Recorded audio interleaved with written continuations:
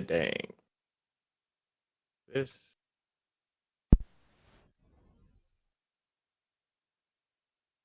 And away.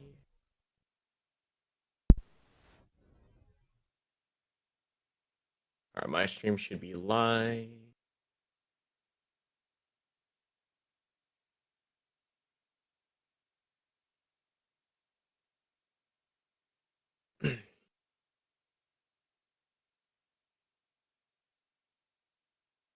All right, you ready? Yes, sir. I'm just putting the Discord thing as a pinned thing. Karma good. Very good. And pin. Yeah, we're good. Let's All roll. Right, sweet. Let's roll. Welcome, everybody, to the first ever TACTALK #1. This is a new thing we're trying, especially since Discord started pushing out its brand new stage feature, which is, as you can see, somewhat of an interactive discussion platform thing, podcast mixture, whatever. So this is going to be, I'm sure, a little jank because it's the first one we've done, and we don't have, too much experience with this exact feature. But anyways, in today's TACTALK, we're going to be talking with BlueJake42, which if you are an OG on the channel, or even if you've been watching tactical shooter content for a long time, you guys should know who BlueJake42 is. He's a big, old project reality content creator who's kind of pivoted into game development, which is actually really exciting. And what's really funny is that as I've gotten older, I kind of see how natural of a pivot that is. But yeah, he's working on an awesome new game called Operation Harsh Doorstop, which is a tactical shooter. But there's a lot of cool things about this, just systematically and just from the foundations of what Operation Harsh Doorstep is, that is like very different from all the other shooters in the genre right now. So we'll get more into that, I'm sure. But yeah, thank you so much, BlueJake, for hopping on the first TACTALK. And yeah, of course, man. Yeah, so I guess to kick it off, I think I covered a lot about what, where you came from and the origins of it. Do you think I left anything out there?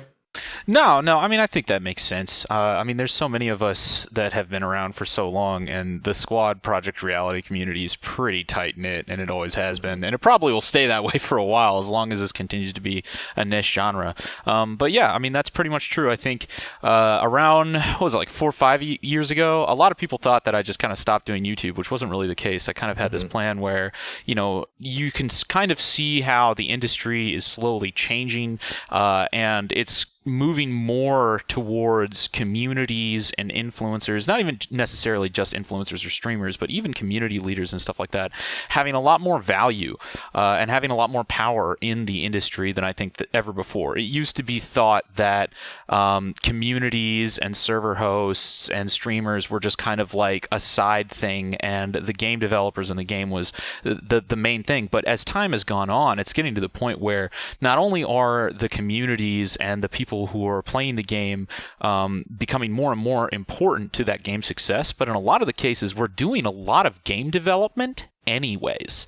When you look at hosting servers, when you look at creating some of the events for these servers, take Arma, for instance. When you look at some of the work that these server owners are putting into developing content for their server, it's not like they're just going in there in Photoshop and making game modes. They're programmers. They're learning how to program. They're learning how to develop. They're installing IDEs. They're booting up engines, and they're doing the same exact work that a lot of people who are making some of these games are doing, and adding a lot of value to these games. In fact, I would say it's getting to the point where a big reason that most of the people play these games is because of the community's content.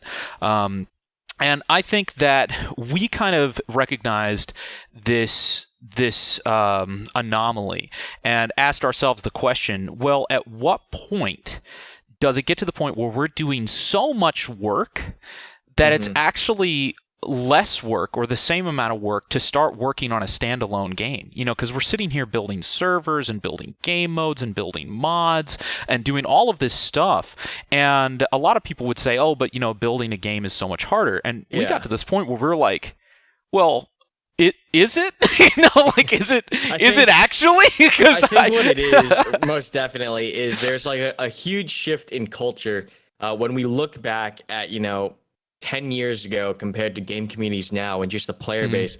I think a long time ago, a lot of it fell on the shoulders of the game studio, whether it was community building or development, and just the tools that were publicly available were so limited, right? Like having access to certain source development kits or having access to community tools such as like Discord in and of itself, like the creation of Discord and platforms like it, like or TeamSpeak, even though TeamSpeak is a little bit more limited. Before you want to really get a community going, the hoops and hurdles you had to cross just on a technical level, getting up forums, getting up some kind of chat system, building your own websites, building communities. It was just so hard to do. But as technology and everything gets more accessible across the board, whether it's the development tools that we use or the community building tools that we use, or even like content creation, right? Like a lot of promotional content these days isn't even pumped out by the game studios when you compare it to the marketing potential and power that content creators have, like individual content creators, like with videos or with and Twitch I would streams. say you take Nerf for instance. Nerf, I mean, I think he did the Vietnam trailer for Squad. I mean, a lot of these people, they're not just going in game. He learned how to use the Unreal Engine sequencer in order to develop cinematics. So, I mean, you're actually having a lot of these people using the engine to create content as well. And I think there's there's a fulcrum here because I don't want people to take into consideration or not take into, I don't want people to assume that the only reason content creators are getting into the game development space is because things are getting more accessible. They absolutely are. But I think this is kind of like a two-pronged evolution of this space where you do have technology that's becoming considerably more accessible and easy to use and also free and available and powerful. But on the other hand, you also have this growing group of players and community members and all of these people that are straight up just learning and they're getting more aggressive with learning how to program, learning how to develop because a lot of these players, whether you're running a community or you're running a server or you're a streamer or you're a YouTuber, a lot of these people, it's not like all they are is a content creator. I think content creation and the word content creator is so restrictive of a term, even though it sounds so broad. I think people have to realize that these roles that people are filling 5 years ago are much different now. Like even if you say content creator back then, like you probably just created YouTube, videos and stuff like. And there are still content creators that still stick to that one kind of course direction. But then you have people like Danny.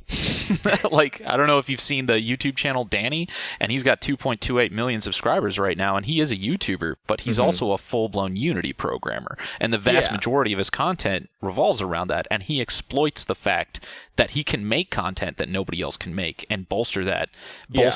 Yeah, exactly. And I think that's I totally understand where you like the whole idea that content creators are just content creators is a thing that I think is as we've evolved, even as creators ourselves, like we've started to realize, hey, not only do we have the ability to create the content, one of our biggest strengths is that we're able to organize people, or we're able to grow that community to where we can use it for either game development, or some people go on to make real life stores and merchandise and actual products. Content creators are getting extremely. I think we're only just now getting into the first layer of the possible potential of what you can do as a content creator. And I know people use the term influencer. I know you and I both hate the term influencer. Yeah, I don't think that's a good term. It sounds so manipulative too. It's like it influencing people.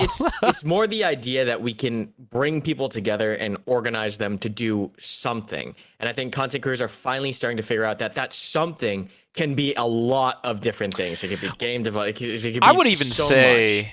That everyone is a content creator. In fact, because I think this is one of those things where, you look at a lot of game development studios, and I know you and I have talked about this a lot. There's a lot of game development studios out there where they're incredibly capable in terms of programming, asset development, but the funny thing is they don't know how to build or grow a community, and they also don't know how to interface with that community or create multimedia content that's like attractive, that gets people in the door. And, this goes for everything. Whether you're making a game or selling shoes, you should know how to interact with the people who are buying your products, who are participating in your community. So I think that using this word content creator, like, oh, I'm a content creator and you're not. Everyone should be a content creator. Everyone should know how to make things that get people excited about whatever it is that you do, whether you're a chef promoting a restaurant or you're a game developer, or if you're just somebody who just streams. Again, everyone should know how to do this. And I think that that's something that a lot of content creators are starting to realize, that it's actually easier, instead of, finding game developers and then them partnering with game developers, just learning how to develop games themselves, is kind of easier. I think it's easier now to just think of something that you want to do and just learn how to do it. Right. The hardest part after that is figuring out what to do with what you've learned or what you've created.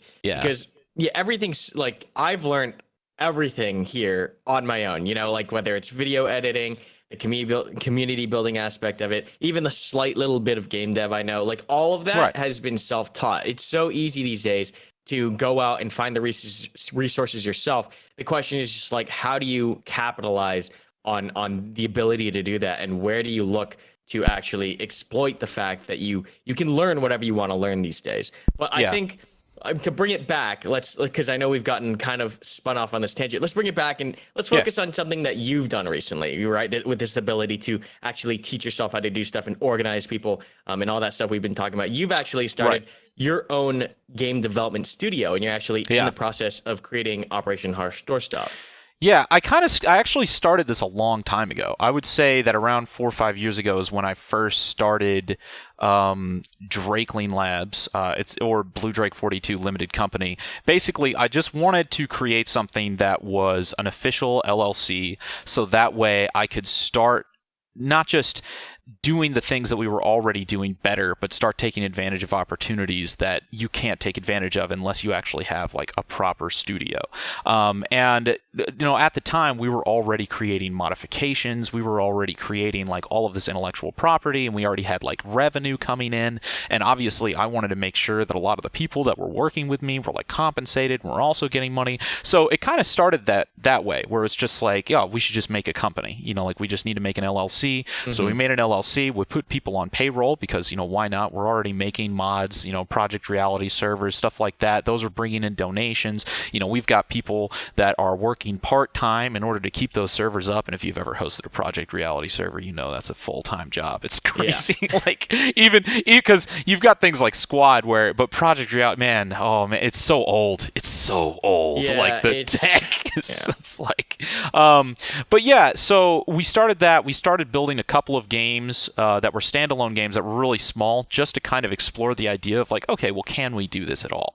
And we started the project Iron Armada, which it was kind of our first game, and it was a space game where you kind of shoot each other. And when we actually did that, and we were wow, this is a standalone game, we own this. We can do whatever we want with this. We put it up on Steam. We sold copies everywhere. We did events. It was a small game. I'm not going to say that it was the most successful game of all time, but the fact that we did it at all and we made a game at all, it's awesome. You as an individual said, I want to make a game, and you can go out and you actually made it as rudimentary or as basic as it was, because it was your first game. The ability that you can go out and just do it is amazing. I think it's amazing. Empowering. It's amazing. Yeah, right it's super. As soon as we did that, we were wow, how far can we take this? And this is when we started thinking about okay, so Iron Armada was something that we built from scratch, and it was a two-dimensional game. So building it from scratch was actually pretty difficult. In hindsight, we probably should have used Unity or something, but we were kind of just still in the learning phase. So then we started looking around. It's all right, we know how to make Iron Armada. What else can we do? And we started looking at Unreal Engine 4, and there's all these other games: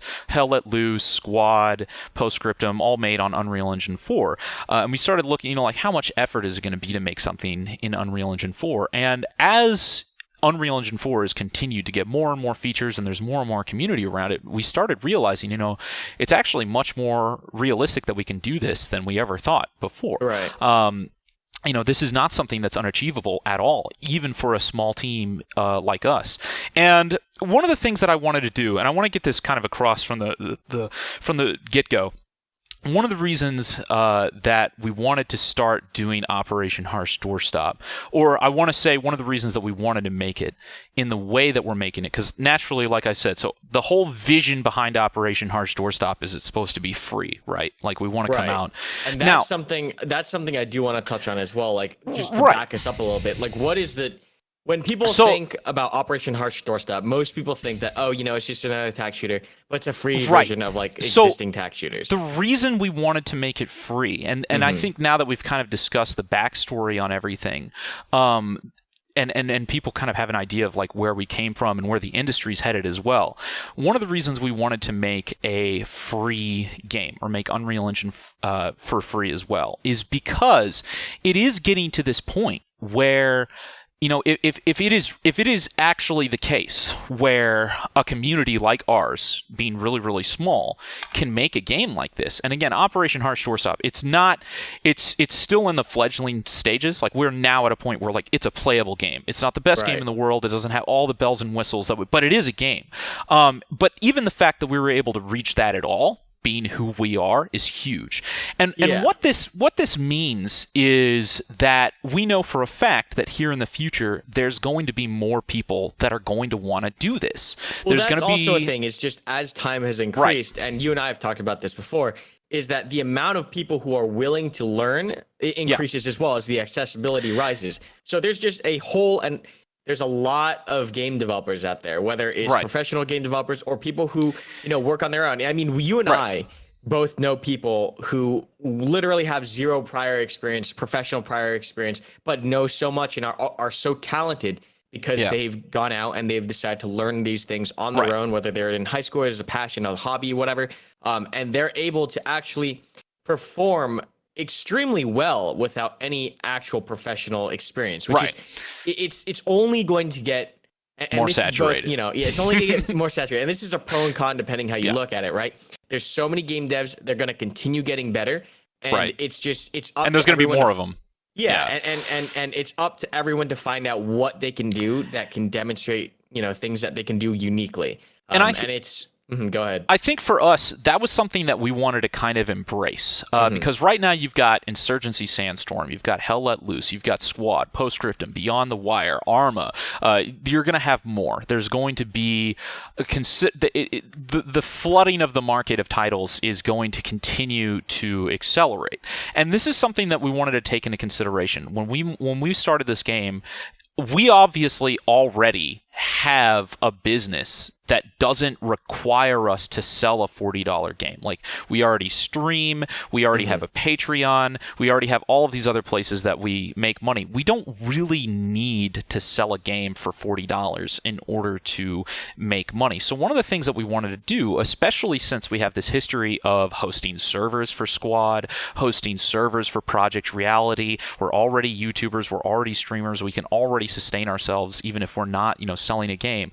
What we really wanted to do, we were like, well, let's put this game out, and since we know everybody else is going to want to get into game development and going to continue building their own communities and let's build something, especially since this is still going to be one of our first games. There's going to be, maybe there will be some time in the future and we'll make something that's really awesome and then we'll charge $40 for that. Maybe it won't even be a military simulator.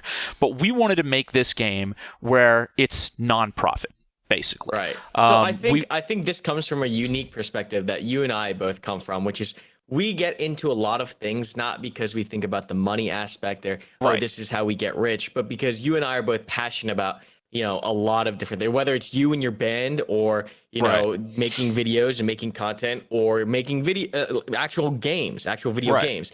Like, you and I usually get into things because we're excited about it, we want to do it, and we want to share it. I think so long as we can support ourselves, like, that's always, a minimum requirement for pretty much anything anyone does in real life. But I think that the different perspective that you and I have, because you and I both know people in the industry who are motivated, by the profits, by the money. And we've talked to these individuals in certain positions where they're the CEOs of certain companies. And they have no idea what's going on with their game, but they're talking about, how much money they can make off of doing certain things. And it just feels so out of touch when you and I and it's both, unsustainable. I think the more I think it's important definitely thing unsustainable as is well, it's not just like a moral difference where it's like, oh, we just morally are against. It's not sustainable when you're out of touch with your fan base, when you're out of touch with your players, and you don't really understand why they're playing the game, and you don't have a relationship with them in that way, and you just kind of see them as a place where you can churn money out of them. Eventually that idea will start to burn down, and I think when it does burn down, that'll open up new doors where those players will move on to new places. But I think this is why we wanted to start this project. We wanted to make something where we could just create a place that is nonprofit, that isn't out there to like get your wallet, that isn't out there to kind of like pour microtransactions into the game and squeeze every ounce. We wanted to put something out there where it's like, if you're a community and you already have your own server and you already have your own space and you're already bringing value to the games that you're playing, let's put out a free alternative. Let's put out a game that's non-profit that everybody can play and everybody can modify and everybody can use to learn from in order to, build a better streaming community, build a better server community. I think a good example of this would be other communities like Unturned. Unturned came out completely free game, and there was this massive community that came around it. There's a lot of other games out there that are either free or they're open source or they're MIT licensed, and they almost create their own economy around it. Look at Linux. The people that created Linux and put that out there, Linux completely changed the world, and a lot of the people that worked and built that were not profit motivated, and they put that out there. But Linux has still been utilized by a whole bunch of communities and companies in order to build a sustainable business. We want to do the same thing with Operation Harsh Doorstop. Right.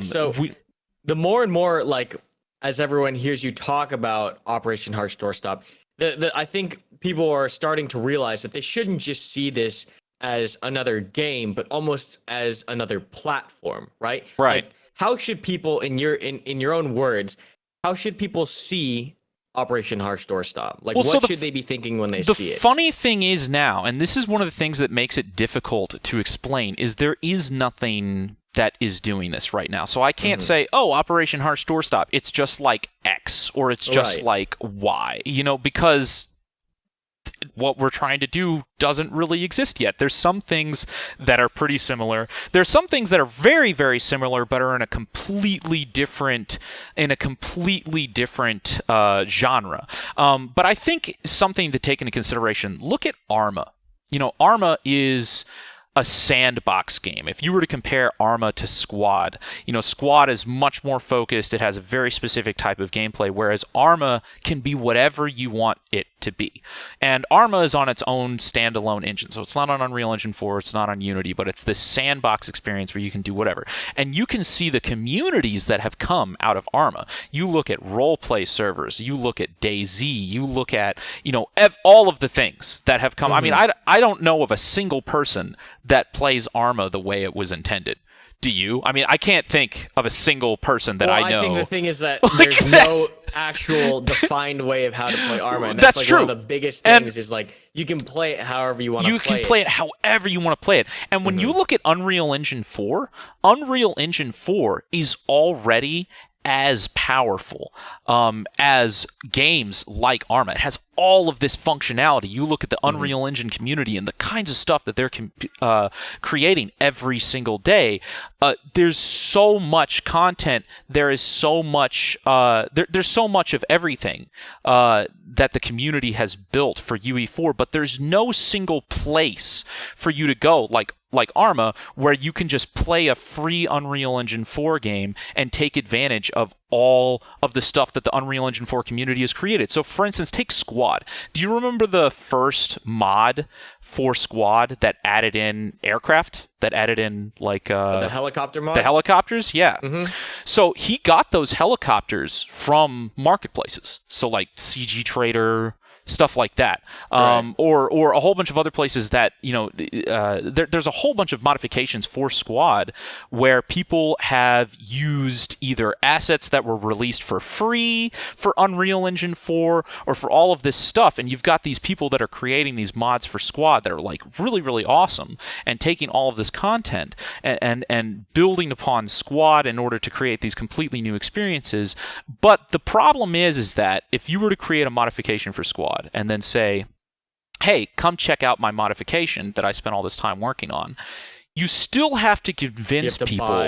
You have to buy Squad. You have to buy Squad. So it's not really a truly neutral place for people to build mods, build content, because at the end of the day, it's still going to be benefiting a single. So all this work that you put into creating a piece of content, you release it for Squad, it's still not really benefiting you as much as it is benefiting the studio that owns Squad. And there's no guarantee that these studios, because most of these studios, when they release games, they're not as focused as modifications, at least not the ones that we're talking about. Right. That's as true. Your platform. So for example, so long as Squad offers some form of mod support, like even though it's limited right now, people will continue creating mods. Even as we've seen recently and in the past, a year or two, like we haven't seen Squad mods actually get taken to the next level or officially supported or any movement on that front at all, because they've been talking about getting Squad mods on the whitelist server on the whitelist server list, and you have no control over years that. Now, 3 years now. Yeah, and you have no control over that, and there's no guarantee that the studio will actually continue to support mods. Right. And I think that's a fundamental issue that I think is getting in the way of the community really taking things to the next level. And that's one of the reasons we wanted to release Operation Harsh Doorstop for free, and why we wanted to make it a community first game. We wanted to embrace the fact where, like, if Operation Harsh Doorstop succeeds, it's not going to be just because of us, and there's a lot of other studios that I've kind of either worked for in the past or I've covered where the vast majority of their success doesn't come from them. It comes from their community members, but the community members don't really see any of that success. So it's kind of like uneven, the reward versus all of the work. And that's what we wanted to embrace with OHD, where it's like, look, we're not going to put a $40 price tag on this, because if we pull this off, it's not going to just be because of us. Like, yeah, maybe we put in, 20-25% of the work, but 75% of the work is going to be the people coming in, creating communities around this, running their servers, building this community. And that's why we wanted to do something where it was more of a neutral place where you can create mods and you can have people come and play your mods, and you don't have to convince them to pay any money to anybody else. They can just enjoy it. Even if you want to play like the Galactic Contingent Star Wars mod, you gotta buy Squad. You have to buy Squad, which is a $50. That's almost you're buying a big investment, almost a AAA title game to play one mod. Right. Where, think of this from the. Sorry. Let me get this one last thing. Think of this from the and this is what we wanted to do with OHD in terms of empathizing with the people that are creating these mods. So. You're a creator, right? What's your number one objective as a creator, and as a community leader? It's finding interesting things that brings people together to work together and to actually enjoy things as a community. And I think even I think across the board, gaming in general has moved from this, singular. I mean, there's still people who play single player RPGs and stuff, but I think the majority of the focus now is on collaboration or multiplayer games or that social aspect now, because we've leaned so heavily into it. Like you look at Among Us or Fall Guys or all these massive multiplayer games. Among Us is a good example. Yeah. Yeah. There's a lot of potential here, and I think people are realizing that you can get a lot out of a single player experience, but when you add multiplayer into it and you add social elements into it, you can get it's a whole extra level. A near infinite amount of different outcomes, right? Which is what's exciting and keep things extremely replayable. So I think that's probably the step where everything goes. I mean, that's why I think a lot of people like Squad. It's 100 players and 50 versus 50. These 50 players, it's not like Battlefield where people are running off and doing their own thing. These people are trying to work together, communicate, and actually, do things. It's a social experience. Yeah, it's a social experience. I've met so many people that work for us that I met through Squad. Like, not because they worked through Squad. Like, I literally was in a match getting shot at, and there was some dude next to me, and I was like, "Yo, pass me a mag." And then, a couple days later, I found out he's a great 3D modeler, and then it's a social place. It's like a mixing pot. And the thing is that, if you're a content creator and your objective is to create experiences and to grow your community, what is going to make that easier? Building a community on a game where you have to convince every single person to shell out, $20, $30, $50, $100, or building a community somewhere where every single time you do a live stream or anything like that, you can say, "Hey, join us," and then everybody's like, "Oh, well, how much does it cost?" You'd be like, "Nothing. It doesn't cost anything. No microtransactions, nothing, just come play with me." It's same with modern creators like Galactic Conquest or Galactic what is it again? Galactic Contention. If those are people who are creating a modification, if their number one objective is to get as many people to experience their work as possible, do you think it's going to be easier to do that behind a $50 paywall or somewhere where there's no paywall at all and you can just play the game for free? Yeah, so that's a rhetorical question. It's always going to be the free space, but that's a big motivator of what we wanted to do. It does. It feels like when people think about Operation Horse Doorstop, the mental thought process of, "Oh, this is a game needs to change," to, "Oh, this is a community platform." Almost a combination of a political statement in addition to being like an attempt to create an open place that is an evolution of where everything is headed anyways, in my opinion. Right. Yeah. I mean, so like when you think about a game that actually gives communities the actual tools and enables them to grow and to create content, like you're ending up with a quite a beast as far as content can be generated and all these different ideas and the events and it's all fully under your control. You have the tools to do so. It's revolutionary, for lack of a better word. If we do our good job, I guess it'll be revolutionary. A good example, I guess, so for instance, one of the things that I guess I could like culturally compare this to is like, if we do a good job, a good example of somebody else that kind of did this and changed the industry quite a bit was Doom. So like the very first Doom, they made Doom, and then he released that for free on just completely open, and you can see how many people took their work and understood it and made other games. I think there's still games that are coming out that are powered by the original Doom engine, and it's like, what, 30, 40 years old now, or some ridiculous number. And that's one of the things that we want to do as well. Like we already have a business where we can be an influencer streamer, we can build communities. It's funny because I always think, I'm like, man, if there was a game like Squad or a game like Arma that was completely free, I would be able to grow such a huge community, even if it wasn't me that made the game. Like I want that. I want that as a creator. And I think that's kind of like a big thing here, where if we do this and we put this out here, it doesn't need to cost any money for it to still be incredibly useful, not just for us, but for everyone else that's like us. Every other content creator, every other community person that wants to grow their server, all that. Look at Project Reality. Project Reality was completely free. It's a standalone game that was developed over a space of 10 years from volunteers. And I built my career on that game. Like my entire career, I owe to this completely free community-made game. Platform. We want to do that again.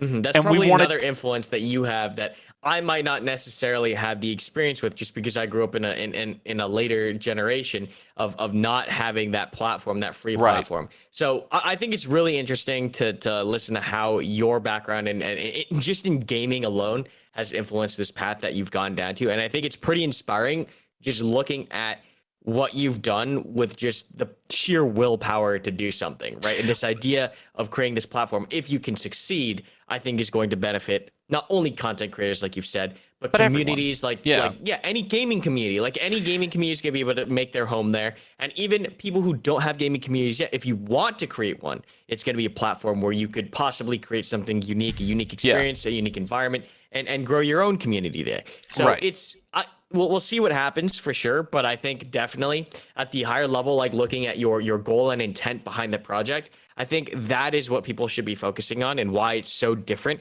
It's not a single experience. It's not like, oh, you're creating a Gulf War type experience and these are the features you're focusing on redoing. That's another thing I do want to get into is how a lot it's of the not a games Gulf War game any more than Right. Project Reality was like Russia versus U.S. game or like insurgency. You're not falling yeah. into that trap of just reinventing the same wheel for a different Gulf theater, War you was know? just a convenient theme to start with, but from I here, feel like everyone is continuing to reproduce the same mechanics over. Oh, look, we get prone, we got leaning, we get like everyone is redoing the same thing for all of these other games. No one is. Let's do it innovating on one time. systems. Let's all these things that everybody's doing over and over again.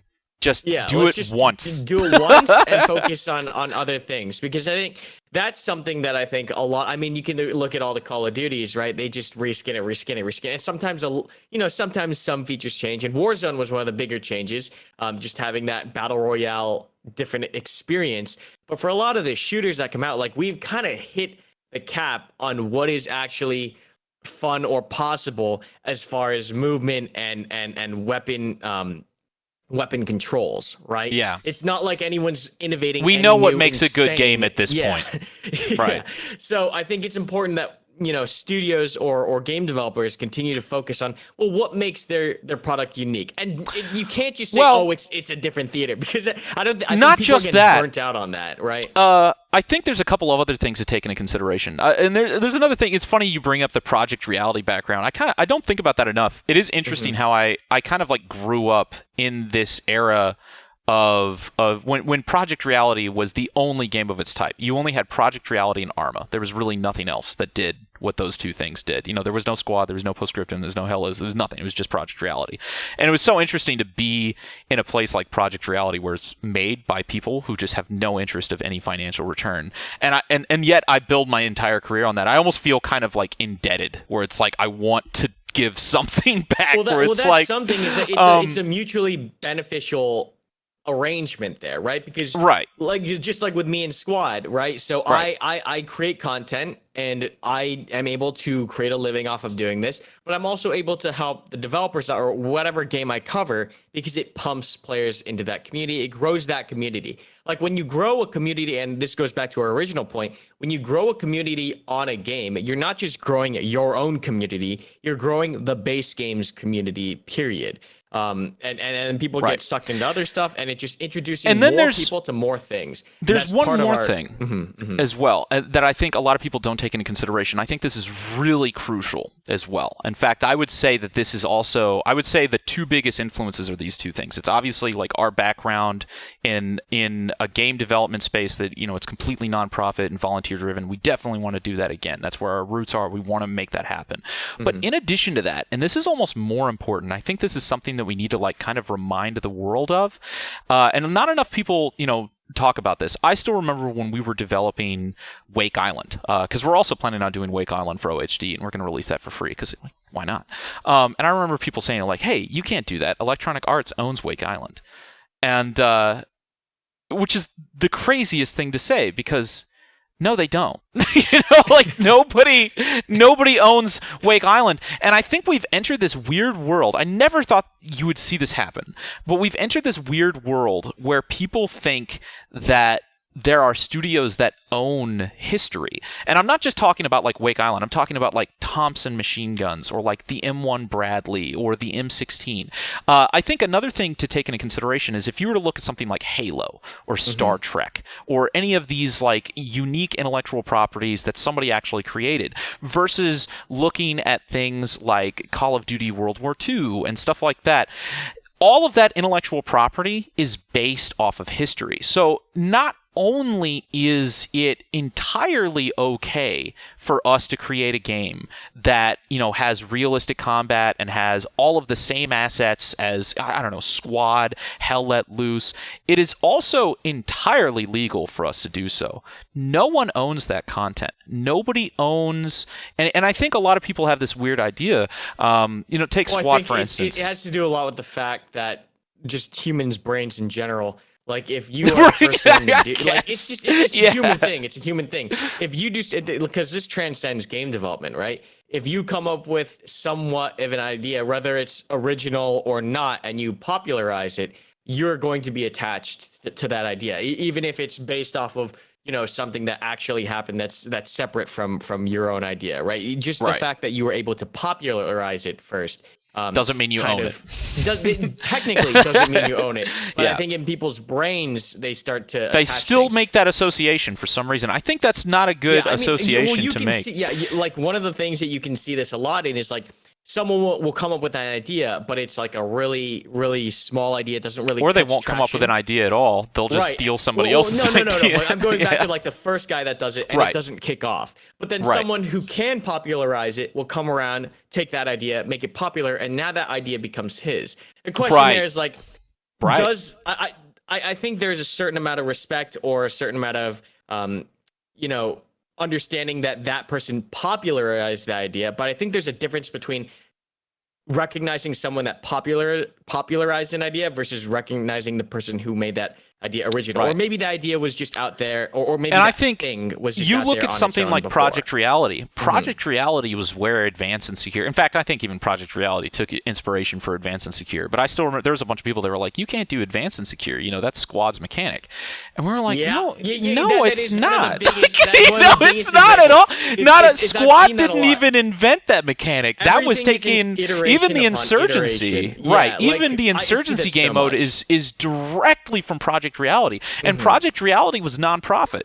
That's where I came from. Advanced and Secure, Insurgency, M16s, M1 Bradleys, none of that intellectual property is owned by anyone at all. It's so crazy to see how much power just being like having that information tied to something is, even if it's not true, right? And that's where I think the marketing side of things comes into play, where it's like, the idea and just how people perceive things, right? Perception is reality. Despite how real that thing is, or how original of an idea that was outside of the product that popularized it, the people, when they see that, like, it's so crazy how our minds will just jump to certain conclusions. Because you can see this in music as well. I'm sure like in music, like people rip each other off all the time. Or everything is derived from something originally, right? And people change and they iterate on it sometimes, but you can find plenty of examples just in the music industry alone where a chord or something will be taken and sampled, and then it just gets popularized, and then people forget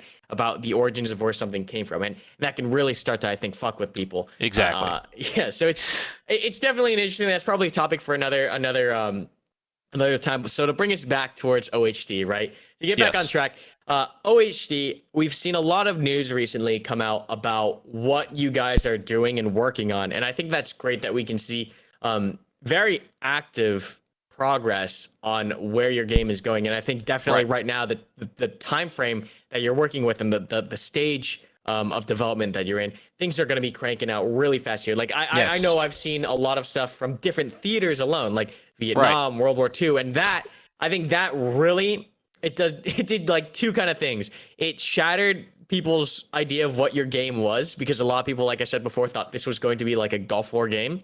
And it also shows like how much work can be done so quickly. That's another thing to take into consideration. I really want to hit on this. So this has obviously been a lot of work for us, and it's going to continue being a lot of work for us. And obviously, we're still going to need resources in order to continue developing. So again, everybody that's backing on Patreon, thank you so much, because that makes a big difference. But our budget right now that we have is microscopic compared to the budgets that a lot of other studios have. And I think that this is really interesting because you'll have a lot of studios that will constantly say, oh, game development is expensive. And that's just kind of like the go-to argument that everybody always uses. But I think it's kind of gotten to the point where it's almost more of a scapegoat in a lot of situations, because we'll see people that are really, asking for a significant amount of money and making very, very little progress, but then always coming back to the whole like, oh, well, game development is expensive. And, we'll look at that and we'll be like, that's not true. This could be be done in a very small amount of time with a very small budget. And obviously they come back and they'll attack you and say that you're crazy and all of that stuff. But I think that's another reason that we really wanted to create Operation Harsh Doorstop, where it's like, you have a lot of people saying how much money it takes to make these games. And we know that that's just not true.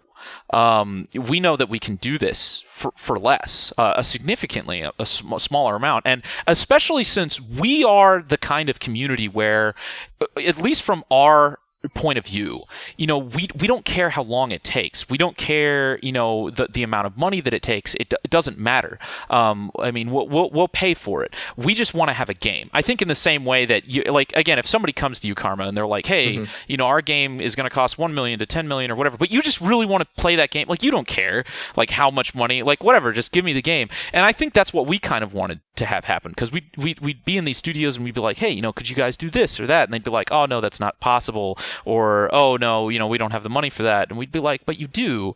And we also really want these features, because as influencers, as community, we need these tools in order to grow our community, and they just wouldn't put it in. We wanted to start developing this project ourselves because we know that we can do the things that we need, and other people are just not doing it. I think it's up to you. It's unfortunately or fortunately up to you to show to the community, the industry, the specific area of the industry in particular, to be able to show that this is indeed possible. Right. And looking at your progress so far with the budget that you had, making a free game, I think you are on the right track. It's up to you now to finish it and see where we go from there. Yeah, because to draw comparisons, we operate right now on a couple $1,000s a month. So that's us. Anywhere that is a drop in the bucket compared in the bucket. Anywhere from $3,000 to $8,000 a month is our operating costs. But if you were to compare that to other studios, they make millions. Even if you were to look at the sales count for Squad or Sandstorm, we're talking millions a month. And it makes you really. Even if we just look at one recent example I can think of in my mind is ISMC, right, with Sandstorm. Right. These guys are working for free. Right, for free. For free. We go back to talking about how there's so many game devs that are passionate and want to get into it, and of course, eventually they will end up being compensated appropriately. But there's a lot of people who want to work on projects for free. And just because they want to, and they want those people don't get compensated ever, though. That's kind of partly the problem. Too, right? No. I mean, on their own, when they get actually hired, when they start their own studio, they'll get compensated appropriately. But you think about the ISMC modders. Well, hold up. Sandstorm isn't paying any of the ISMC modders to create this content for their game. No, that's another thing I want to kind of really smash here.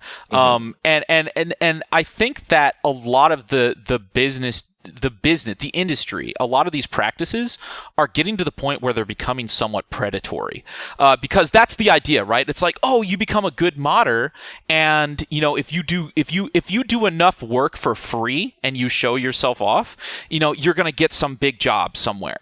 I'm gonna tell you right now, 90% of the time that never happens. There's this idea where it's like, oh, you do all of this free work, and then somehow you'll get this reward. And you have these studios that are making millions and millions of dollars off of the backs of other people that are working for free with the idea that they're going to be rewarded somehow in the future. And they never are. They don't. And not only are they never are, it's getting to the point where a lot of these studios are specifically building their games in order to exploit free development labor of these people coming in and improving their games for them. So I think Sandstorm's kind of a good example, because you have a lot of these studios that get millions and millions of dollars, and then for whatever reason, the content just kind of starts to stagnate. You just start having less and less content coming out, even though the game's making more and more money. And then you have these modders that are coming out working for free, doing significantly more for no budget at all. And I think that's another reason why we wanted to make Operation Harsh Doorstop free. We wanted to make it something that's nonprofit, because, we're modders ourselves. We've been in that rut. We've gotten to this point where it's like, hey, we're making these mods for these games that cost a significant amount of money, and we're getting nothing out of this. And not only are we getting nothing out of this, but the amount of people that could be playing our work is significantly less, because they have to pay money to these other. They have to pay other people to play our content. And that's why it's kind of a trip when you think about it. About right, modding. It's right. And that's why we wanted to create content for free. Pushing a different product, right? Pushing something that does, it's kind of weird. It's insane. It's kind of weird. And I think there was a time when the industry wasn't really exploiting that, where people were just modding for the fun of it, and these companies weren't really taking advantage of it. But if you hear now, like the name of the game nowadays is UGC, user-generated content. All games, they have to have user-generated content, and I think it's getting to the point where a lot of these games are intentionally enabling user-generated content and then charging steep prices for their games with the expectation that other people will finish it. And I think that's a really problematic mentality that's really harming a lot of people. It definitely harmed us. And I think that's one of the reasons that we started working on something standalone. But again, we were of the mindset where we were like, all right, if we're going to do something standalone and we're going to enable UGC, we don't want to charge for it at all, because we want to be able to put something out there where if somebody comes and they, spend all of their free time breaking their back making content, we don't want a cent of that. Like we don't want any money from their hard work. Like we want them to want to develop stuff for OHD because it benefits them.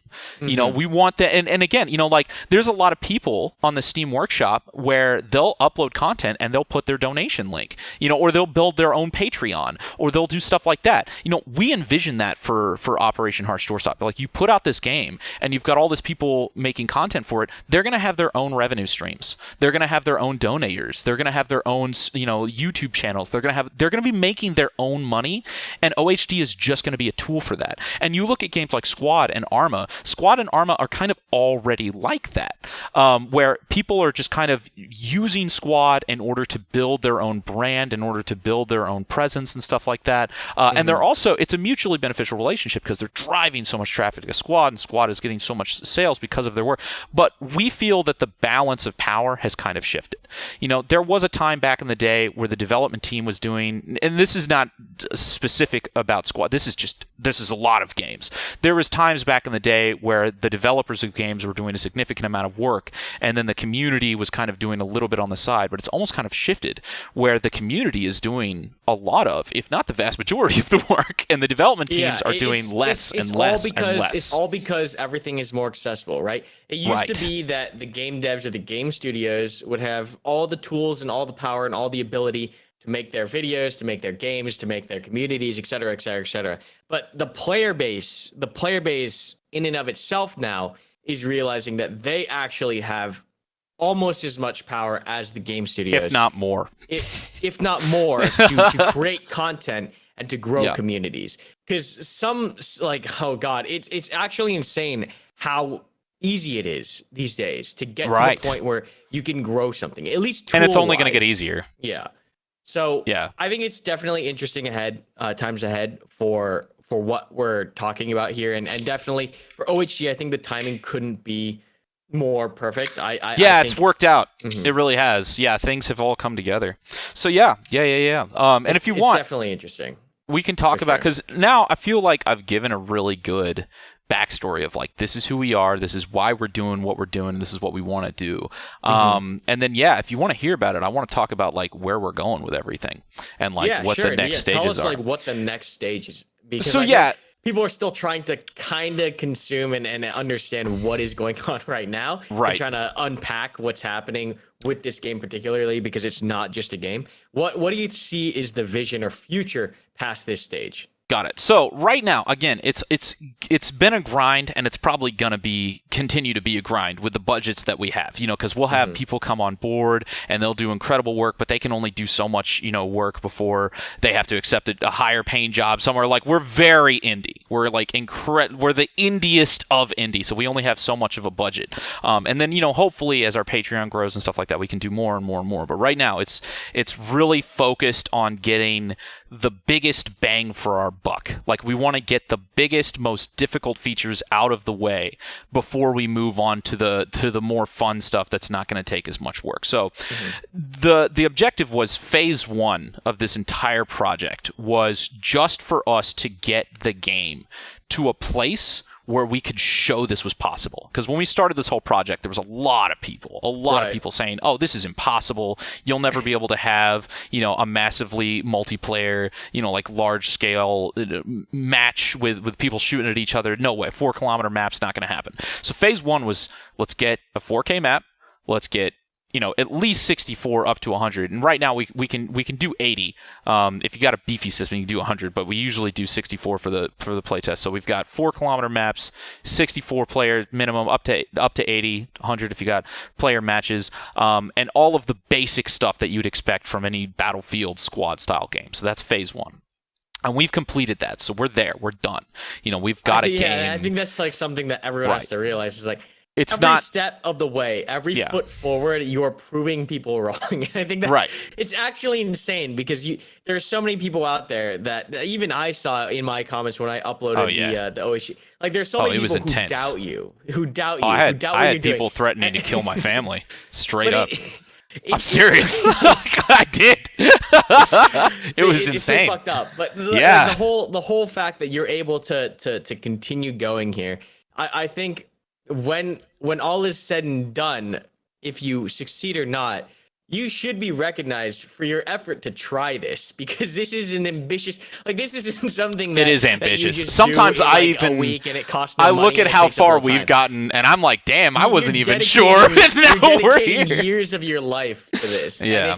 And I think it goes under recognized, and sometimes maybe you seem a little bit understood or misunderstood because the project is so different. The approach is so different from conventional game development. We're out there. Or products out there right now. So I don't know. I think in 5-10 years you'll either be seen as this lunatic or the guy that fucked up. So, I don't know. Who knows? We'll see what happens. So we'll see. What's as you guys are cranking out these features and moving forward? What were the next big hurdles to tackle? So phase 1 is done. We made a game. It's not the best game in the world, but it is. It works. It's there. Phase 2 is now the big features that we know need to get done and are also a little bit more boring. So phase 2 is this is the phase of development where we have to implement the really crucial underlying stuff that is also not super fun to talk about, and it isn't easy to show off, but we have to get it done. And one of the reasons we wanted to leave phase 2 to where it is because when phase 1 is done, we can do play tests, we can show off new weapons, we can do all that stuff while our team continues, secretly working away on phase 2. And phase 2 is this: Steam Workshop integration, a public free SDK, so that way you can download it, and for a free game, you have a free SDK, and you have the source code, so you can make whatever you want, and artificial intelligence. Those are the 3 big things that, it's very hard for me to show off a screenshot of Steam Workshop integration progress, because those work in progress screenshots don't look very good, but it's still super crucial. So phase 2 that's what we're doing. It's going to be the hardest phase. It's going to be the most difficult part of this whole, cycle, but that's what we're about a month into now. And we're hoping that when phase 2 is done, that's when we're going to release the game. So phase 2, when that's completed, that's when the game actually comes out publicly, and, you don't have to be a Patreon supporter. There's nothing. It's just completely free. And when we release it, the idea is that it'll have single-player support, just kind of like a game like Ravenfield or something like that. It'll have Steam Workshop. You'll have this SDK that you can download for free, and you can start creating. And there's a lot of other things that people have brought up, like anti-cheat and admin controls, and those are also things that we're working on the side. But one thing I do want to say is Project Reality and Squad and Hell Let Loose have all sorts of cheater problems, but the biggest weapon against cheaters there is the community, admins on your server, so that's a big thing that we are going to be focusing on is we want to give the community the tools that they can use to do the jobs that they're already doing super well in order to cultivate a great, fair community. So that's all coming. That's our 100% focus for phase 2, and that's all we're doing. In addition to putting out more weapons and all that stuff, but those weapons are kind of more like phase 1 style content while we focus on the meat. So that's everything for phase 2, and then when that's done, it's out. I'll let you talk now because I've been talking way too much, and then we'll go into phase Good, 3. you're good. No, I mean, I think as soon as people can start cranking out content, I think when you drop the SDK and people get their hands on it and people see how much is accessible, because even the games we have right now, whether it's Right. Sandstorm or Squad, like there's certain things that are You'll core to have an that game, SDK, but you don't. yeah, that are locked down or not exposed that Yeah. you can't really mess with. So Right. I think it will be really fun and it'll be cool to see what people can actually come up with when you drop that SDK. And I think that is when people will actually like the majority of people will start to realize, oh shit, there's this OHD is not Gulf War shooter. It's a huge community shooter where you can do anything. It's a platform. So yeah, I mean, it sounds interesting for sure, and I look forward to phase 2. Tell me about phase 3. So phase 3 is basically it's all downhill from here. Phase 3 is the SDK's out, the game's out, it's free, we're playing, we're creating. This is the part where the game's out, and it's just to grow from there. And phase 3 will include things like, obviously, we'll be introducing vehicles. We already actually had a lot of people come together. For instance, Garrett from Squad, he was the lead programmer for Squad. He actually developed their vehicle system, came over to us, and worked on creating a similar system for our game so we could actually have vehicles that are networked. So we'll be releasing vehicles, and then we're going to be giving this all to the community. So phase 3, and this is actually going to be kind of different. The way this is going to work is with phase 3, obviously, I'm a YouTuber, I have Patreon, I have donations, and the way our Patreon and everything's going to work at that point is we're going to put out the SDK, we're going to have our Patreon, and we're going to say, hey guys, if you guys want to make your own mods and you want to do whatever you want, you can. You don't have to talk to us at all. You can stream the game, you can play the game, you can mod the game. But we're going to have kind of like a community fund. So the Patreon, everything, we're going to bring money together, and we're going to basically put up a bulletin board or a bounty board, and we're going to say, hey, you can either work on your own time, but if you want to improve Operation Harsh Doorstop with us, here's all the things that we need to get done. And if you get these things completed, you get this much of the community donation money. So it's like, let's say, hey, we need a 4-kilometer map or something like that. We'll say, okay, right now we've got X number of funds. So if you're able to complete a 4-kilometer map for OHD, then we'll pay you $2,000, $3,000, $4,000, whatever's in the pot at the time. And then when you complete it, it gets QA'd, it gets approved, and you get paid, and we add that to the base game. So that way it's available for everybody forever for free. And I can, just listening to this, I can see like how much of that community influence and community togetherness. Right, it's all it is. That's all it is. All the way through development, all the way through the entire project. This is the same way that like things like Godot. I don't know if you know what Godot is. It's like it's an open source game development engine. They do the same thing. So they have their Patreon, they have their funding, they get their funding, and then they say, hey, whoever wants to help us, we need these things done. We can only do this stuff ourselves, but if you guys want to do this, we've got a budget for it. And the more budget we have, the more we can pay. And then it just becomes a truly open, community-driven, community-funded project that perpetually improves over time. Yeah, I think it's hard to conceptualize for most people because everyone is because it doesn't really exist in many places. It does. How certain things are done right now. So maybe not for games, but yeah, for like some engines and some other projects they have this set up. But for a UE4 tactical shooter, gamers. It's not a normal thing for gamers. So we'll see how far like people will actually start to recognize what this is. But I think it's definitely, you can sense the community feel from it in the entire project. Yeah. And there's a ton of other like it's an exciting future. It's definitely one of the more exciting I think titles. That's up to us too. We need to get better at conveying this, and we need to. I think over time hard we to will. Convey. It's hard very to convey. difficult to convey because people's minds aren't as I guess ready for it as it's very hard. You need to actually like sit people down and explain to them what is going on with the project, because people love to jump to conclusions. Just the attention span of people in like today's culture. It's like you hear one idea or whatever and you just snap to conclusions, and that's just how it is. So I think what will have to happen you're just gonna have to show people. Just got to do it. And you're just gonna have to do Just it. got to because do it. explaining it, And without that's it what we're being there, doing. it's It's pretty the difficult, best way to explain it. When it's done and we say, here it is. Because even Squad, it's funny. I was there on the ground floor when, Project Reality, there was no such thing as Squad, and there was like the initial rumors that Squad was going to be a thing, and I still remember that, and I started talking with Spush and, some of the other like ground floor developers, and I still remember there was this huge stigma against having a commercialized version of Project Reality.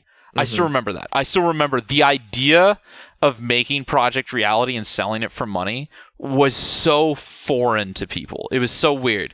And then, Squad obviously comes out and it's a smashing success, right? And now everybody gets it. You bring up Squad, they know what it is, they know how it works. And I think it's going to be the same thing with this. This is one of those things where you bring it up to people at first and there's just nothing like it on the market. So people just don't really understand. They just don't understand. But I think as time goes on, as we continue to succeed, I think what's going to really drive it home is when we release Operation Harsh Doorstop for free.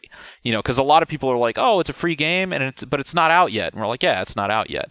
And I think that's kind of hard for them to understand. They're like, oh, well, how is it free if it's not out? And we're like, well, that's because it's not out. But when it's out, it'll be free. And I think when we do finally release it's all up to time at this point. And when things move on and when people get a look, because you're doing a playtest today, right? People can actually get in today and actually experience what you have at its current stage. And I think that, when I played it for the first time as well, when I hopped into the playtest, it's mind-boggling because I remember you talking about this years ago. Yeah, and everybody was like, that's not gonna happen. Yeah, and then I played it. I was like, this runs smooth. This is a game. This is an actual game. It needs polish. It's not done yet.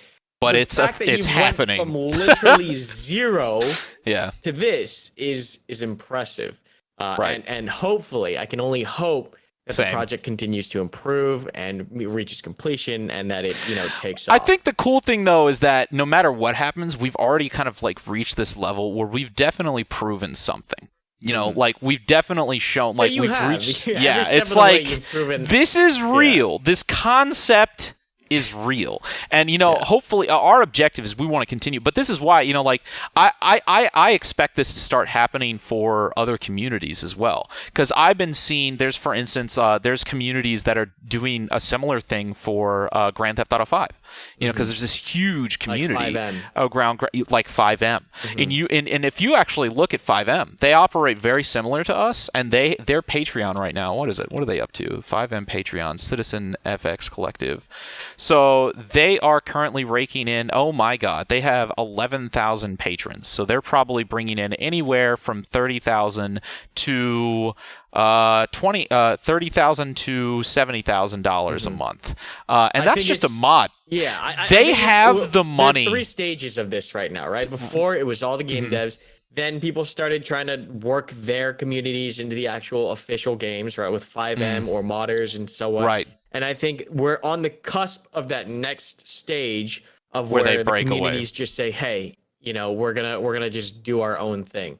Right. So I think I don't even know what it's gonna look like in 5 years. We're at this point where even if we don't do it, this will happen. What we are making will happen eventually, whether it's us or some other studio or whatever, or whoever else makes it. Now, what will probably be more likely is there will be multiple projects like this across multiple genres. So you'll have the one like ours that's kind of more similar to Squad and Arma, and then you'll have some other project that's open source or free or something like that with mod support for Grand Theft Auto 5 or whatever for that group of people. And then maybe you'll even have one that's kind of like World of Warcraft. I've already seen people creating decentralized servers for MMOs, for fantasy games and stuff like that. This is where everything's going. And I think it's a huge opportunity to start pushing into these spaces for creators, modders, basically anyone. You look at how huge RP has been for 5M. I think 90% of Twitch is GTA 5 RP, and the only way that's even possible is through the communities that modded that. Through modding. And I think that if we pull this off, this is going to be kind of of like the next frontier, where you're going to start seeing content on Twitch where people, maybe even not necessarily OHD, but, projects like this, or maybe, there's going to be a mod that comes out for OHD that's going to be like, I don't know, a survival game or something. And people are going to be able to play it without having to pay a cent. So you're going to have somebody start a live stream on Twitch and they're going to get, I don't know, 10,000 viewers, and every single person is going to be like, oh, well, how do I do this? And they're going to just be like, oh, go to Steam, press download, and click this workshop item. And that's when it just will exponentially explode. Because you're not going to have any paywall, you're not going to have anything stopping people from, utilizing this to build massive communities. And that's what we want to kick off. So yeah. Yeah. I mean, I think we've done as good of a job as possible trying to, understand what your project is about. I think maybe now we've been running for about a little over an hour here. Maybe we turn to actual some community questions or some viewer stuff. So Absolutely. Moderators, I hope you're all here and ready. We're going to start taking questions here in the Discord. So if you would like to ask some questions in the voice chat, all you have to do, very simply, is we're now going to be taking requests to speak. So all you got to do is click on that little raise your hand button in the Discord, start bringing people on one by one, and we'll see how much we chew through here. But yeah, if you have any questions at all regarding, I guess, anything related to the project, or even, I guess, our own, communities, go ahead and raise your hand. I love this stage thing. I hope they keep pushing this and making this better. All right, what's up, Acid? Well, I have had this question for an hour, but admins can't actually request to speak. But what I'm really struggling with is understanding what the scope. Like, we get the scope of the game is pretty huge, considering it doesn't really have a lot of precedence. But sure, what exactly is it? you compared it. It's We've been talking. Stream based. Go for it. No, I haven't personally played it yet. I have a key. Have you seen footage of it? Yes, I have. But what I'm trying to understand is, like, are you talking about it becoming like a tactical shooter version of like Gary's mod? Yes. Or more akin to that's what you first said. Yes. Okay, yeah, cool. In fact, that's actually kind of interesting that you said that, because our lead programming team, that's all they talk about is Gary's mod and how they basically want to create like a Gary's mod for Squad. So yeah, because look at Arma. Arma is kind of like the tactical Gary's mod, but Arma is also Arma. Like not only is it very much for profit, and it has all of this DLC, and it has the pros and cons of being Arma. Like, not to say that Arma is a bad game at all, but I think you and I would both agree that there are fundamental differences between Arma and Squad. Would you not? For sure. Yeah, Arma is exactly. It's just built differently.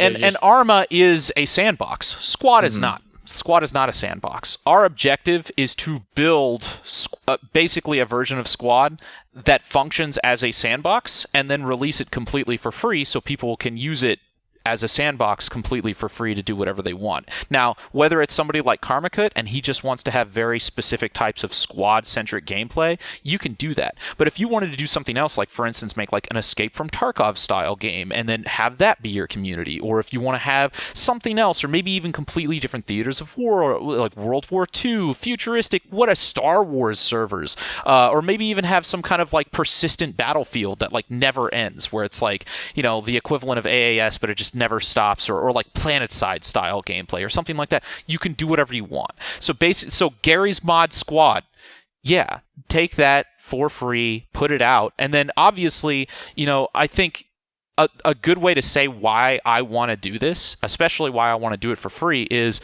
you can rest assured that if there is a Gary's mod version of Squad, that's all I'm going to be covering on my channel every day, because I am desperate. There's an infinite amount of content, and I can interact with everybody, and I can interact with other streamers, and they're going to be creating content. It's just an ecosystem that will organically emerge, and we can all just focus on having a good time. I think the best way to describe this right now is you have so many artists or creators who don't have the proper tools to do what they want to do with regards to community and accessibility and price, that I think a lot of Blue's project is banking on the idea that once he does create the tool, people will flock to it because of because of the privacy, accessibility, how tight it is to Right. community, and how easy it is.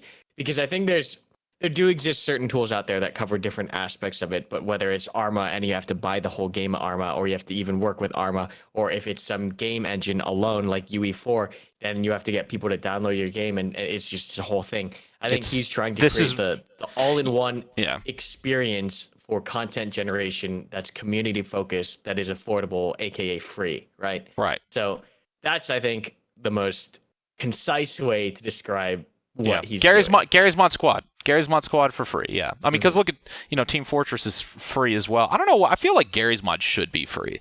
I feel like it's so everybody owns it at this point. It basically is kind of like universal. But like, I want to see more games like Gary's Mod, like Sandbox. In fact, oh my God, this is where I'm gonna say the forbidden word, but Roblox. I think that Roblox is kind of an example of like a free Gary's Mod, basically. That's basically what it is. And you've seen this explosion of that. I mean, $4 billion valuation. Whether it's a kid's game or not, that's huge. There should be a free sandbox game that has the same level of, customizability as Roblox, but is made for a serious crowd, not for kids. A more mature Roblox. A more mature game. I know it's hard, because people ask, what, and I think that's actually one of the things that's stopping this from happening, because it doesn't exist, right? Like what we're making doesn't exist, and the only types of ways that it exists are like in other genres that people don't want to think about. But when you really think about it, it's like, hey, let's take something like Gary's Mod, or even take something like Arma and combine it with Squad and put it out there for no price tag, like other games out there that have gone on to have massive creative communities where entire economies, the number of people streaming Gary's Mod that have nothing to do with Gary's Mod, but they just need content, like is huge. And they're, freaking millionaire YouTubers out there streaming Gary's Mod. We want to build a similar platform so people can use it to succeed as well. Awesome. Well, let's move to the next. We'll move to the next. I think Hero, you've been invited as well. There we go. Hero, what's up, dude? Oh, okay, I know you. Yeah, I wanted to ask, do you have any plans on doing some CQB stuff? Doing some what? CQB stuff. So I think... Yes. Yeah. I'm not going to announce anything, but there will be a big announcement in the next week or so. The whole scope of what you're doing is that it's all-encompassing for everything... Right. Like FPS focused, I think, is the thing that people, even as we take these questions, you can tell that people are still having like. In addition, it's fine. Conceptualize. Just answer the same questions over and over again until people. It's fine. I don't mind. I'm used to this. But I will say, I think that if you have a good first, there's no such thing as a CQB game versus a long distance shooter game. Just make good first person shooter mechanics, and theoretically, you should be able to do both just fine. Like there's a lot of features that Ground Branch has that I feel like would be just fine to put in a game like Squad. Like it's not like if you had like low ready or high ready that somehow defeats the ability to engage in long range engagements. Like it doesn't. So our objective is to create features that will be universal and just good enough that you can have a CQB environment, you can have long range, large scale environments, you can have whatever you want. And we'll be announcing that we're actually going to be working with some other developers that are very specialized in CQB in the next couple of weeks, who are also modders that I think you guys will be very excited about. Well, we'll bring on the next question. Nerf, you could join in. There we go. Nerf, you work on the project, Nerf. No, I'm not even here to ask a question. I'm okay. To clarify something. So. Oh, sure. Yeah. So. Basically, in layman's terms, what people need to understand is that what OHD is just this whole thing where it's like a Gulf War tactical shooter, platoon shooter that's, like PR or Squad or whatever. That's just like a foundation, right? Like the starting point. Yeah, like so. Yeah. I'm sure Blue Drake, you'd agree with me on this when I say that the reason that you're a developer on the project. I'm not going to disagree with you. No, I know, but like I'm kind of speaking for you here when I say that like sure. the reason you chose that as the foundation is because it's like, okay, well, you love Project Reality, so right. I mean, let's just make that as the foundation. But like that's just going to be the starting point, right? Mm-hmm. So like for those people who are into that sort of thing, platoon tactical shooters or whatever, like that you'll be able to play that, right? But for everyone else who wants to turn the game into whatever else they want, they will be able to do that. Like so much so that we are even using the default Unreal Engine skeleton, so you'll be able to literally just like drag and forgot drop about that. That's animations and models from the marketplace or from a ton of different other places, like literally just drag and drop into the project. Like that is how accessible we want this project to be, basically. Like it's just the foundation. This whole Goal 4 tactical shooter thing just happens to be the foundation because it's what the team enjoys. We threw a dart right? on a board and we were like, Goal 4, that sounds good, let's start there. You got to start somewhere. Yeah, so, and that's not to say that that's not that we're just throwing that out there. Like it's something we really do care about. I mean, we have a whole game design team that's trying to make it a really faithful I guess successor to PR, right? Like that's right. Or just trying to pay homage to it. I think another thing as well is like I think that Project Reality. It's cool to hear other devs be this. Thank you, Nerf. That was very inspiring to hear how enthusiastic you are. Love you, Blue. I love you too. Yeah, I think another thing to take into consideration is that Project Reality. It's gotten to this point where the idea of a Project Reality style game is kind of bigger than any single game. It's not like Squad owns AAS. It's not like, Hell Let Loose owns the logistics system. It's not like Postscriptum owns, whatever spin on Project Reality Postscriptum does. Like, this idea of this specific genre of a tactical shooter is bigger than anyone. It's bigger than all of us. It's bigger than us as a studio. Right. Yeah, it's because before it was just PR, and then it was just Squad. Right. And then now you have Postscriptum, Hell Let Loose. You have. It's not going to stop there. You got Burning Lands. The Wire. You've got Burning Lands. You've got all these. Yeah. Yeah. It's bigger than anyone. It's not one idea that's controlled by one studio. That's another reason why we wanted to make this and put it out and not charge for it. Like, our objective is not to do this and then act like we own it and try to get, like admission fees from people. It's like, we know that this is bigger than us. We've seen, I still remember when I started working with Karma forever ago, and he went off and started Squad Ops. And, we've seen Squad Ops. You look at Moydog, you look at Friendly Nikolai, you look at all of the people that have built their careers on this. Not just Squad, but built their careers like on this. Calvin. He's watching videos and he's very excited. Yes, you okay. He's built this project is so large that people have built their careers on this and have jump-started entire communities that have gone on to play much bigger things than Squad, that have gone on to make completely different games. You look at Hell Let Loose; those guys all come from the Project Reality community. I mean, a lot of those guys were from the Big D. I can't believe they're called that. The Big D Australian project. Community. Yeah, the Australian community. Look at how all these people have gone on to do amazing things. Like, this is bigger than us.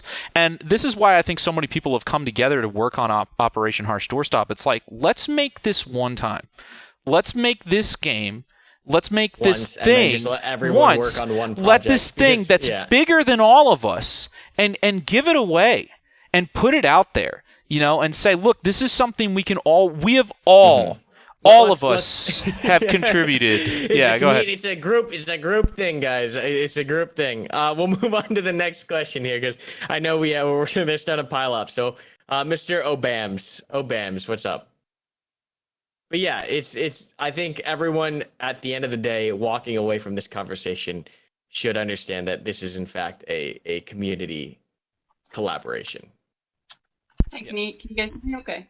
Yes, I can hear you. Hello, Hypoxia. I just have a question for Blue Jake 42 real quick. So, How does it feel knowing that Karma Cut has more subscribers than you now? Oh, wow! Wow! Wow. You know, it actually feels pretty good. Feels pretty good. I think it's pretty cool. You know, I think that it just kind of goes towards the, you know, exactly what we were saying before. You know, nobody owns this. You know, this is all something, and you know, Karma and I joke about it all the time. Like, Karma, your career path in many ways is like eerily similar to the things that I went through. It's like interesting to hilariously similar. Yeah, and the things you go through and the things you have to overcome. It's literally like growing, and you just go through the same stages as people in front of you, and it's right. It's pretty wild to see how similar of an experience I've had compared to your journey as well. And even when I talk to other content creators who are going through what I went through, you know, years back, it's I think everyone goes through the stage and they all go through it at different times and at different paces. But yeah, no, it's been good because, like, I mean, I've outgrown some people have outgrown me. Everything just flows together. Yeah, and it's not about that. It's not about being bigger than anybody. And again, and not only does this go back to the whole idea of like, this is bigger than all of us. Like, there is no squad YouTuber. There is no Project Reality YouTuber. Like, this is something that we all should be able to enjoy and like be around each other. But not only that, but even when I was like one of the only people covering Project Reality, because there was a time when, you know, you'd go to YouTube and you'd type in Project Reality, and it was like just me. Not because I'm so amazing, just like nobody else was doing this. Yeah. You know, I gotta say, it was super lonely. Like, it was not. It was very lonely. And it's kind of cool to have all these people now that I can talk to, and like I can now shoot the shit and have a chat. And Karma will be like, "Oh yeah, I went through this thing the other day." I'll be like, "Dude, that reminds me of the thing." Like, I didn't have coworkers back then. You know, like I didn't have people. That's something that maybe I can't we have a discussion for on a different day. Yeah, that's true. Fair enough. Content creator. How do I feel that Karma has more subs than me? Yes. We'll bring Hypoxia on that too. Yeah. It'll be a whole thing. It'll be a whole thing, dude. Well, that's a whole different discussion that I'd love to have as well. But yeah. Let's move to the next one, Marls. You're trying to go ahead there, Marls. See if you can accept the invite here. I know sometimes some people here are on mobile, so it gets a little messy. Okay, we'll move to No Guts. We'll move to Jaxer next. Marls will bring you back in a sec. Jaxer, go ahead.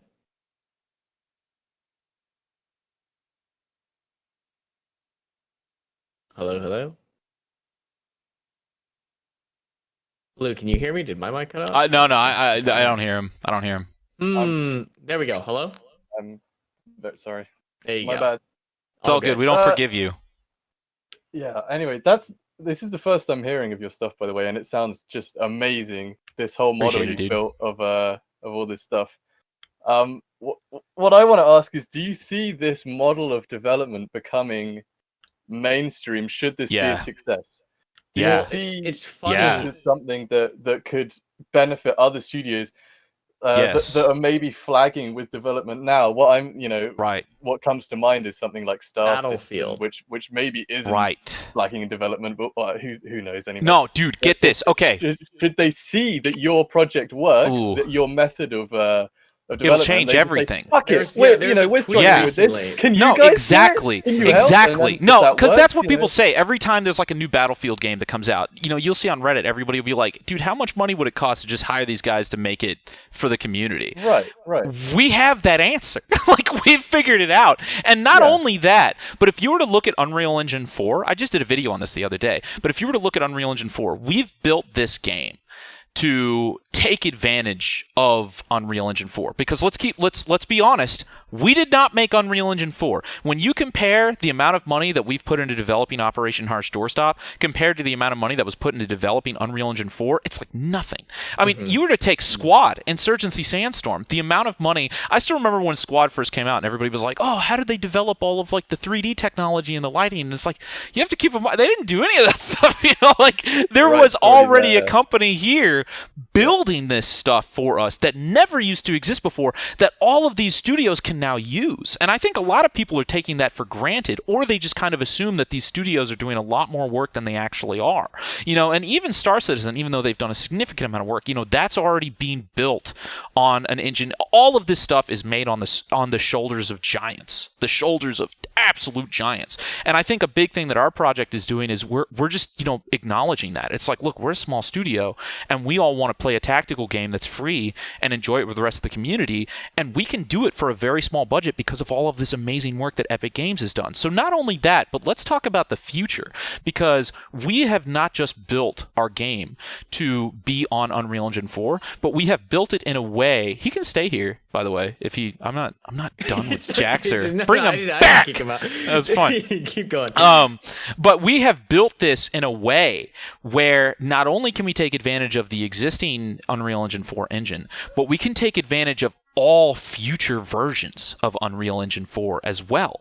And some of the things that you've seen is that Unreal Engine 4, for a variety of reasons, is actually delving much more deeply into incredibly complex physics replication. So, like more stable replicated physics over a network, but also are developing entire procedural world generation, i.e. Star Citizen or No Man's Sky. And this is where this is long-term stuff, right?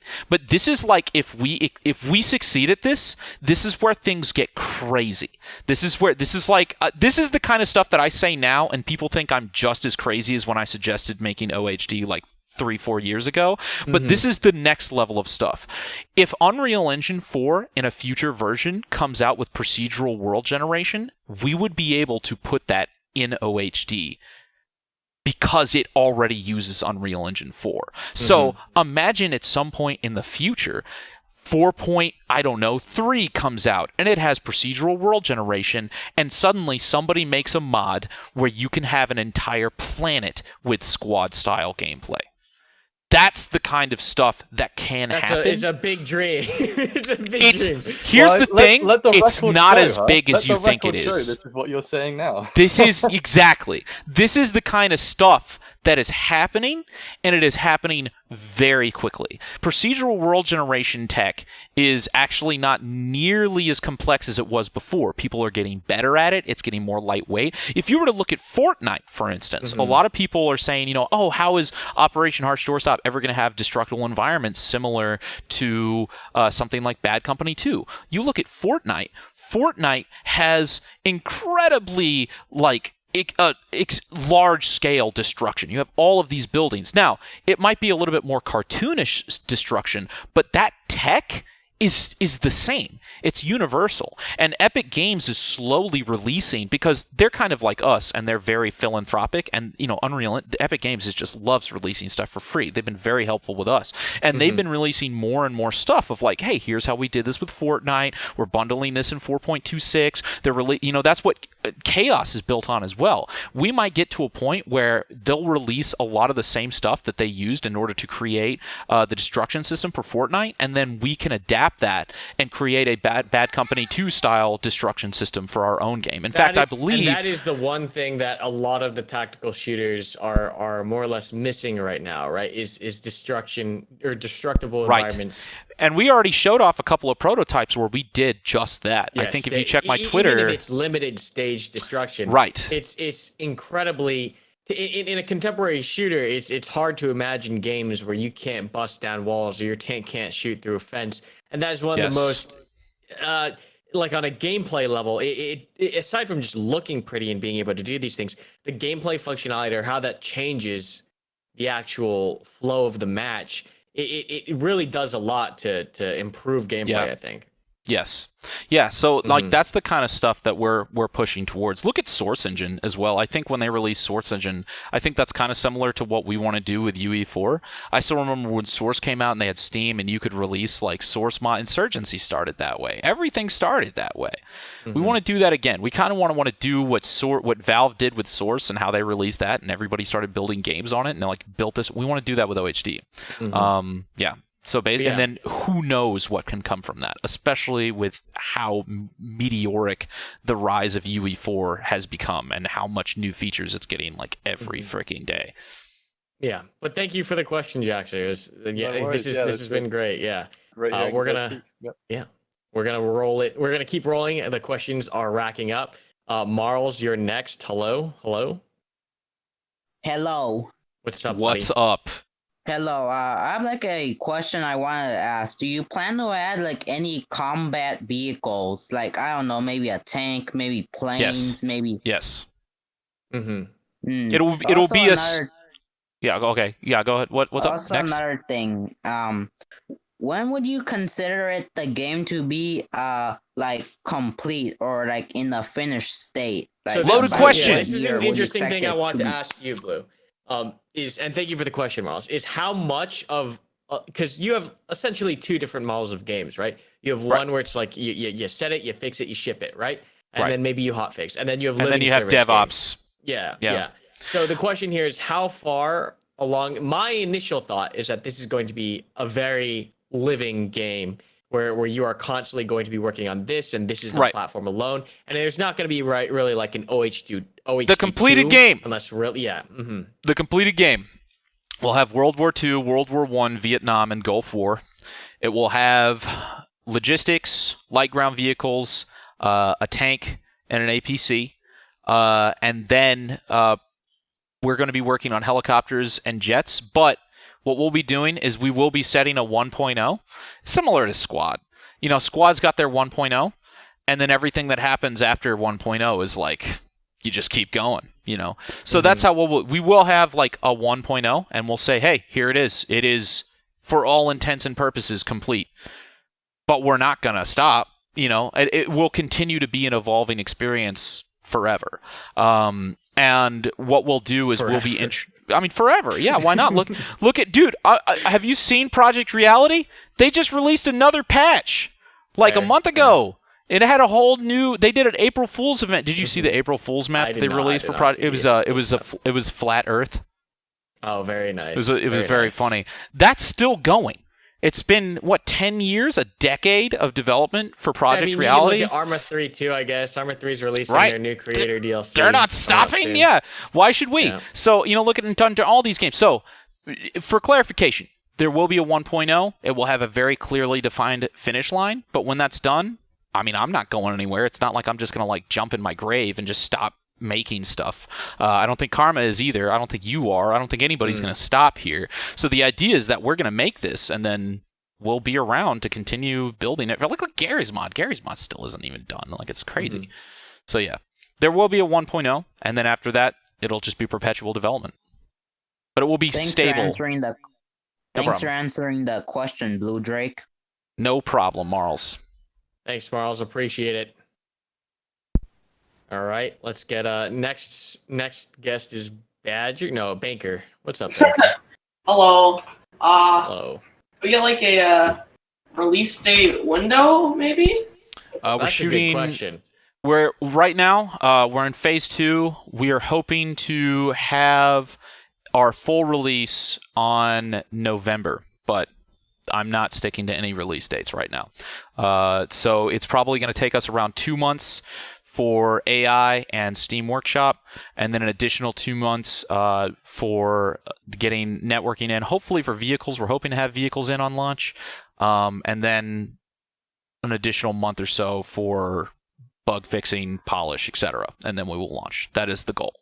So sometime November this year, right? Hopefully. Do not hold me to that. Tentatively. Yeah. Thanks, Banker. Thank you for answering my question. Badger. Hello, everyone. Hello, Badger. Is that Badger? Wait, hold up. I don't know if that's Badger. I played with you a couple times. Yeah, I was gonna say. I feel like I know you. Oh, different Badger. All right, different Badger. All good. All good. I care for you the same. Thanks. No problem. So, did I hear you say mod workshop on the Banker's question or answer? I guess there will be mod workshop. Yes. So how streamlined is it going to be from going from content creator did this thing? How easy is it going to be for them to distribute it to the workshop and then say, hey, come to my server? Is it just like, oh, you join the server and it downloads all the things? It'll be iterative.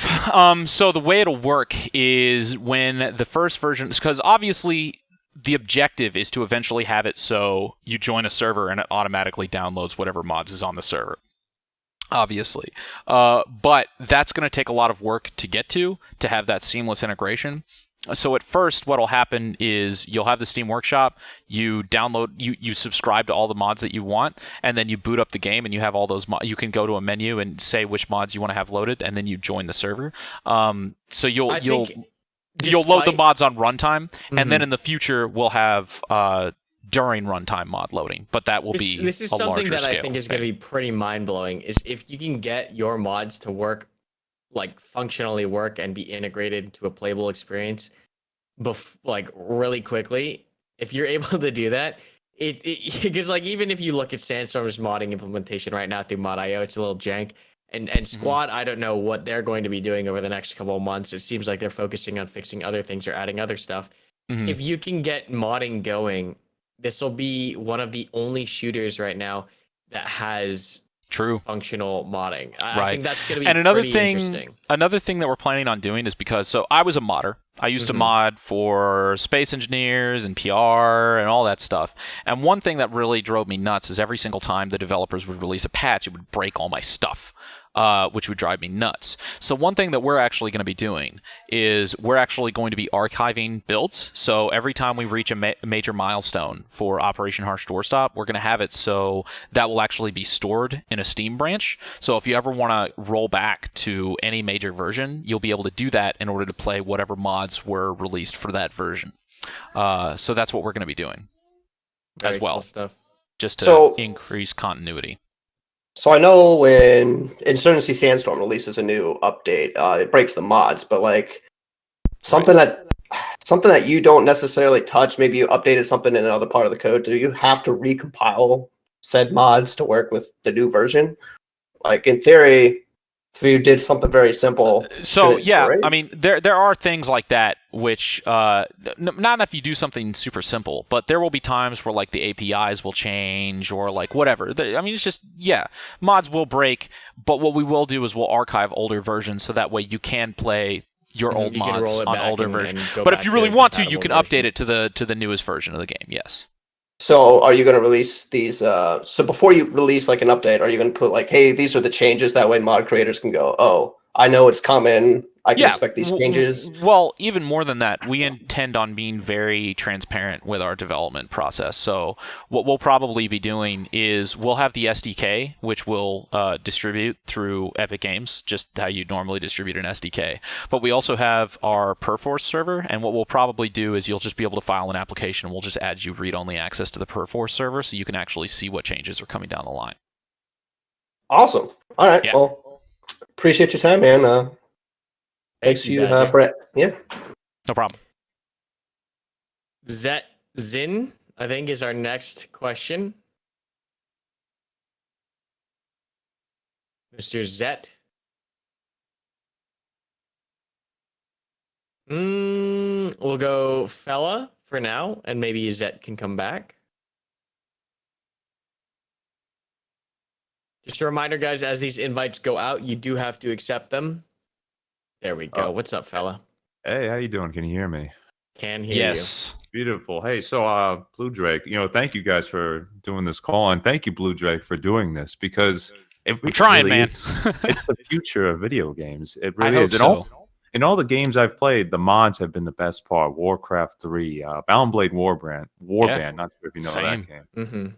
And I wanted to suggest, I don't know who reached out to who with this one. I'm a copywriter. I help people sell things. And I hope you're reaching out to people because there's probably a lot of YouTubers who this could benefit when it's built out. That's one of the ideas. I agreed. Mm-hmm. Yeah, it's difficult. I mean, so look, here's my thing. I don't want to have to tell people to cover this. You know, I have my own YouTube channel. I can cover this. I don't want to go to people and be like, yo, hey, because I'm a YouTuber. I have an email address. I know exactly how much other YouTubers get badgered to play whatever, game. So I want to create a game where the influencers want to cover it. Like they want to use it for themselves. I'm hoping that I will not have to actually hunt YouTubers down and beg them to cover. It should be in their own It should be in their own best interest. And if they want to cover it, that's awesome. And if not, well, okay. Listen, But yeah, I get it. You don't want to be a burden to people. You have empathy for YouTubers, because He you wants were it one to and be you've been there. organic. Yeah, he wants it to be organic. Not just as organic YouTubers, as modders, basically anybody that's kind of like learning themselves, self-made, and wanting to be a part of a community. I mean, that's I want to make something for everyone. Listen, I understand that you have empathy for the situation. You don't want to bother them, but you have something that is truly great. Listen, bothering someone with something truly great isn't bothering them. Yeah, no, fair enough. You're super I appreciate the enthusiasm. I will say, so, like we already have a lot. I think we already did have a big wave of people that really, like Friendly Nikolai did a video on it. Karma did a video on it. Moydog did a video on it. I don't know who else I would even probably like, Drewski, maybe even Jack Frags. Listen, anyone who that's shoots up to them on video games, that is their call. Maybe we'll see. Listen, man, you're an entrepreneur. You got to go out there and tell the people. I would say if anybody wants, I think that there was a couple of people that had asked Drewski to cover this, and he said he didn't want to. So I mean, I would say that if there's anybody that like wants there, because I know that the best way that I find games is when people come to me and they're like, yo, check out this game. I have people at me on Twitter and stuff all the time. So if you have a specific influencer that you think should check something out, like reach out to them. I think it means a lot more for those kinds of things to come from people that are not me than to have me be asking people. So like if you want somebody to cover the game, I think it would mean a lot more for you to ask those people or to try and tell those people about this product than me, because it's going to mean a lot more coming from somebody else than the person who's like making it. But once again, once this thing's built out, they'll be able to do so many amazing things. Like Karma will be able to create scenarios and then play them. Right. Yeah, that was one thing that we really wanted to do. So like One Life game modes and events and stuff like that will be you'll have much more control over, and you'll be able to like develop your own stuff. Yeah. The creativity and options are limitless once it's built out. So all these people, all these YouTubers, and the people who watch them can benefit immensely from it.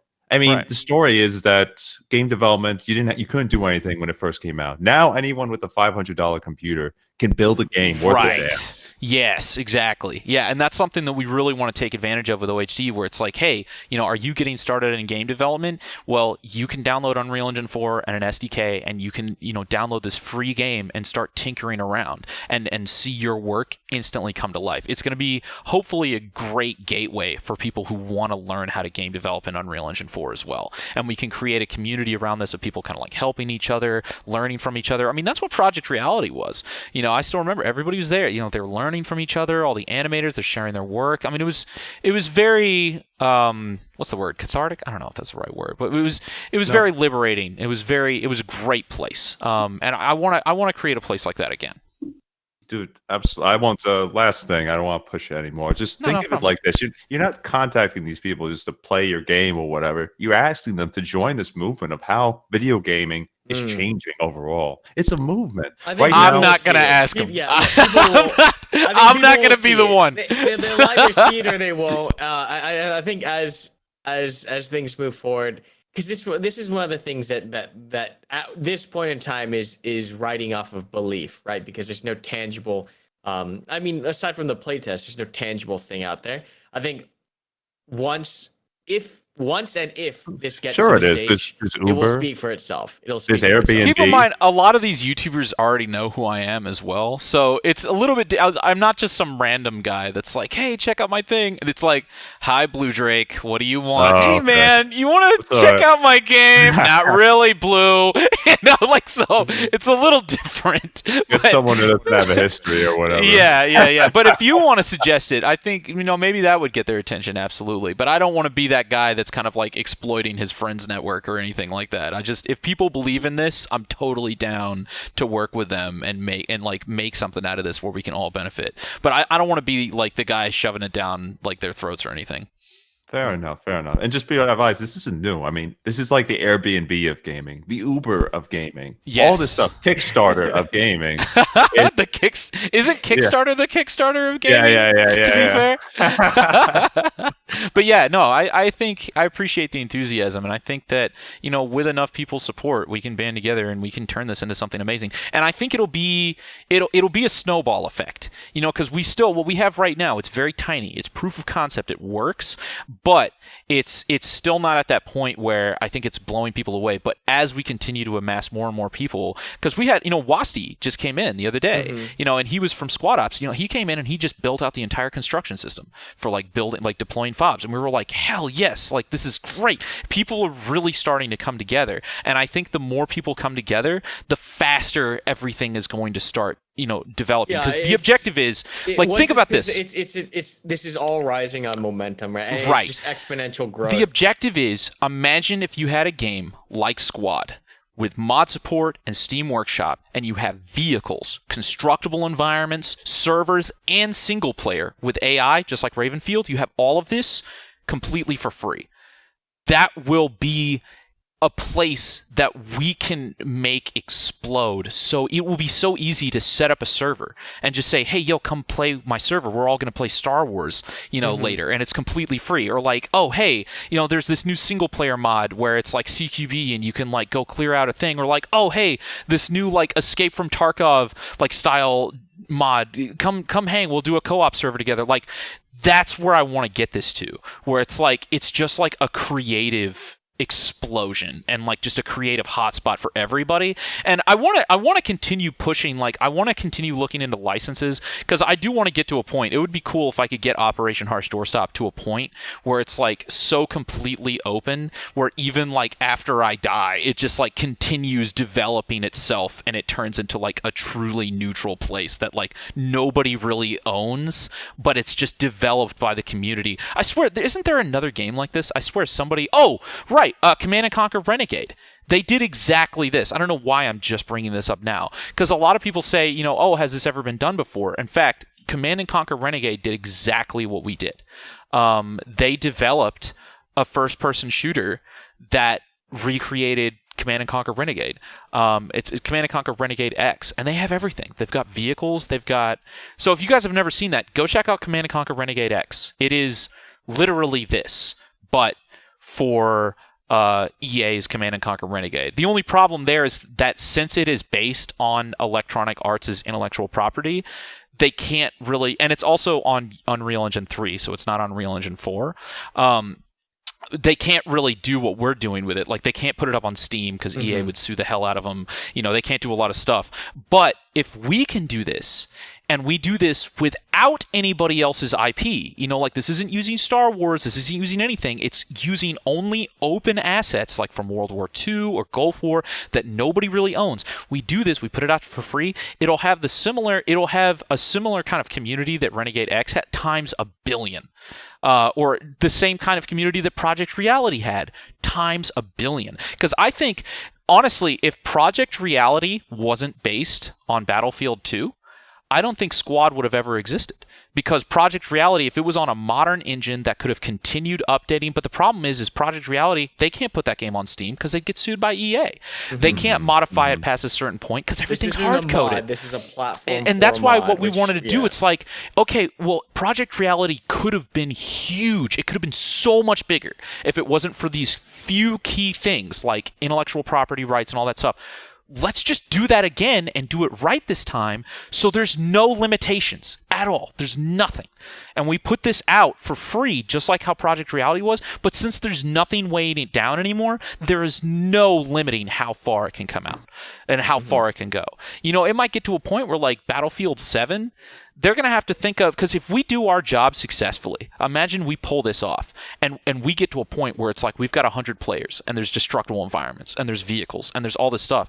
EA is going to have to look at what we're doing. They're going to be like, well, we definitely can't make Battlefield 7 a modern game, and again, we're going to have to think of something unique. We can't just roll out the same crap anymore because the community's doing it as good as we are. We want to get to a point where that's the environment. where it's like the community has built something where we can self-sustain ourselves forever. And all of these other studios, not to say that they'll ever go away, but maybe they'll go back to the way that they were, and they'll actually really push on innovation and doing things that nobody else is doing, instead of just churning out the same copycat stuff every single month. Dude, absolutely. And one last idea for you before I go. Why don't you try contacting? So I don't know if you can get in touch with Henry Cavill, but he's rich, plays video games. He's just this actor. He was the Superman or whatever. But find people who like video games or rich. Henry Cavill. Yeah. Did he do Witcher? Yeah, he did. Great on Netflix. But 10 grand, 20 grand is a drop in the bucket to them. They could one of those people could bankroll them. So there's a lot of different places. Like we're hoping there's a bunch of different places that we're hoping we can get funding. We were hoping on, bringing the game to Xbox, maybe making some kind of deal with Microsoft where it's like, hey, maybe you'll help us fund development if we release a free game on Xbox. More people are going to be buying Xbox if that happens. So maybe it would be worth. There's a lot of different places that we can hopefully get funding and pull funding from. So yeah, we'll definitely, look up every single opportunity we can to continue. I mean, that's how we've gotten this project this far as well. I mean, a big part of it is Patreon, but we've had a lot of people that we contract for. So for instance, like Manicore, we did contract work for Manicore, and they funded 4 months of development of Operation Harsh Doorstop, and we just made levels for them and assets. So we just do day job work for other studios. Like, we'll do whatever we have to do in order to get this project funded. So yeah, we do that all the time. Thank you. Thank you, fella. Take it easy. So we are actually running out of time here. Maybe one more question, and then we'll probably end up calling it, because I know we have the you have the playtest. We do have the playtest. So if anybody wants to come play the game immediately after, we're going to be giving away free keys for the pre-alpha, and then we're going to be doing a big event. So if anybody wants free keys, I don't know where they are. I guess you can just join the official OHD Discord. I think Gooms is giving them away right now. Is giving them away right now. Yeah. So yeah, yes.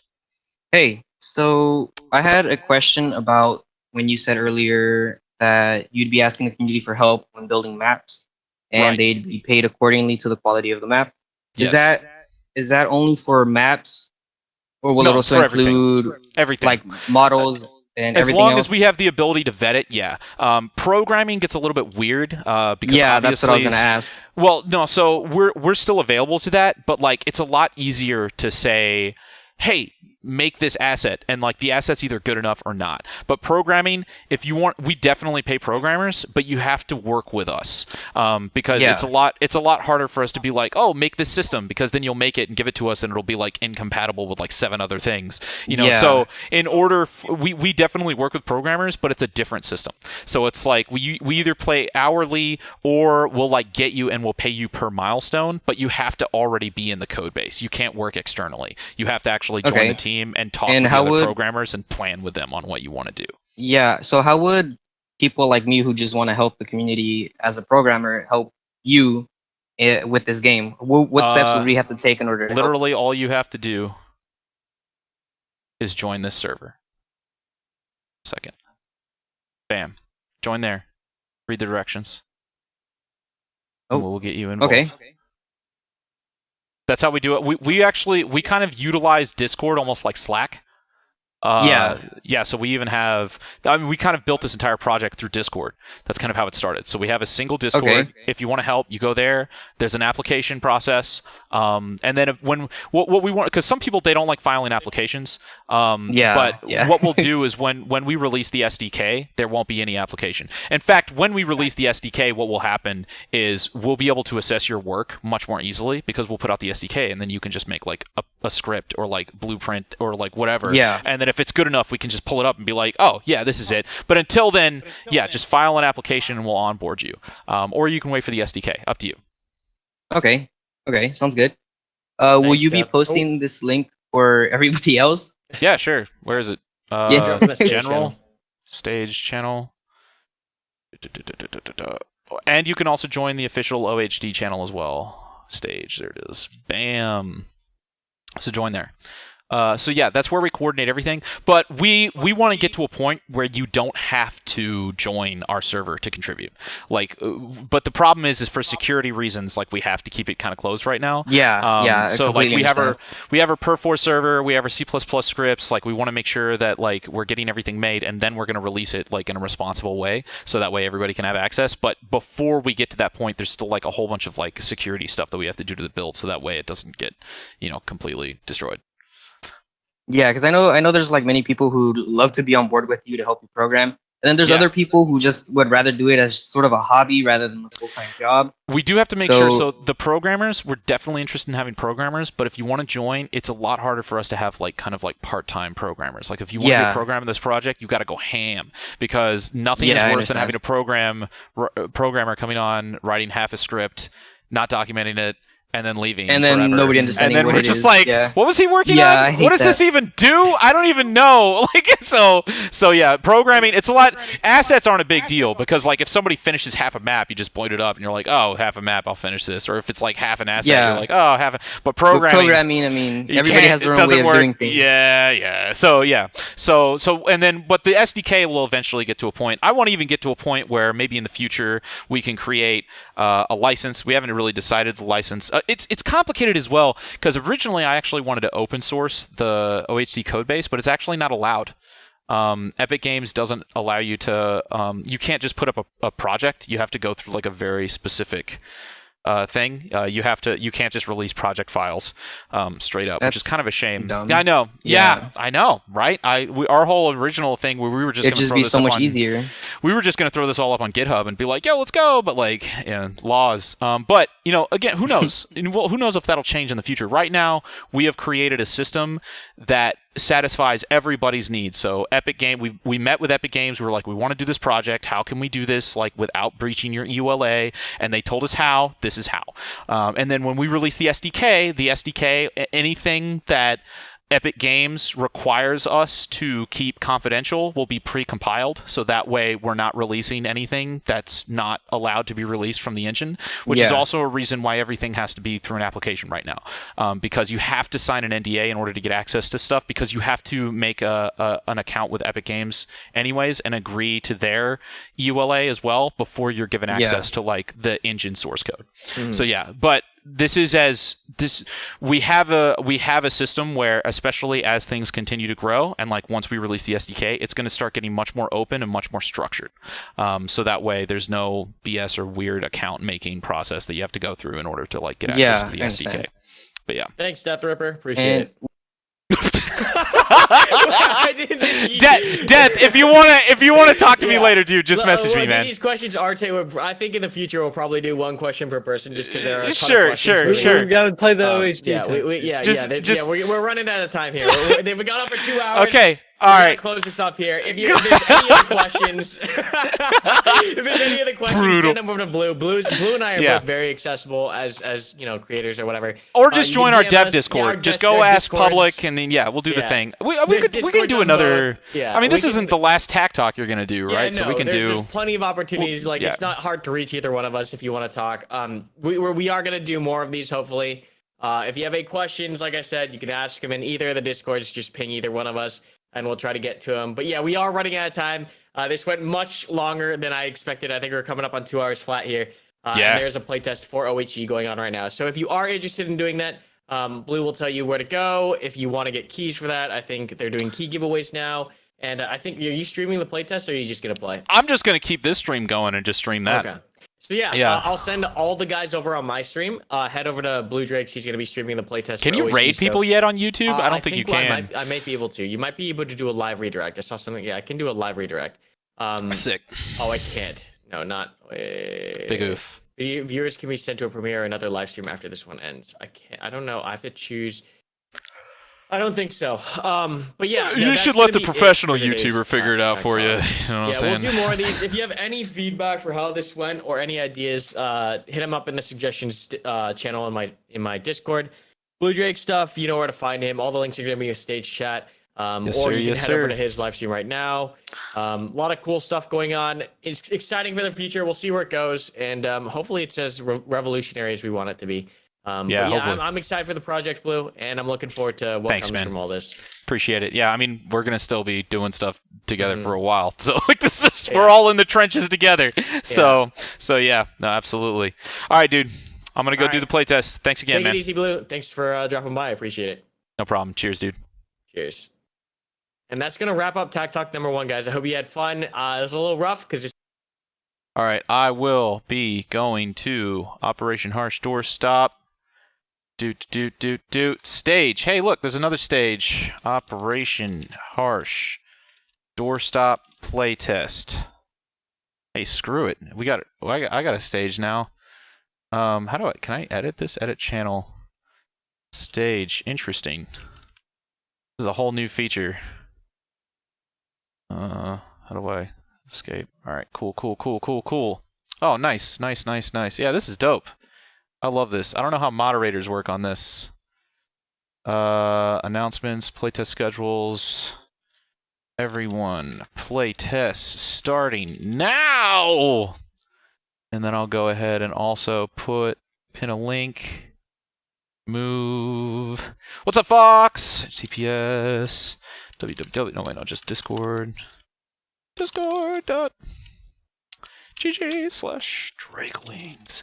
So yeah, if you guys are just coming over from Karmakut's place, or if you've never seen this before, this will be an opportunity for you to see how far we've gotten. Because this is the build of the game that we have right now. So we're going to go ahead and start playing that. I don't think I can live stream in this Discord, unfortunately. So you'll just have to watch on my actual live stream. Looks like we're out of keys, but I'll see if I can throw up a few more. We'll see. And this is how far the game has come. So we've got a lot more that we're going to be continuing to develop as time goes on. Let me go ahead and get a soda for my son because he's been begging me for soda. BRB.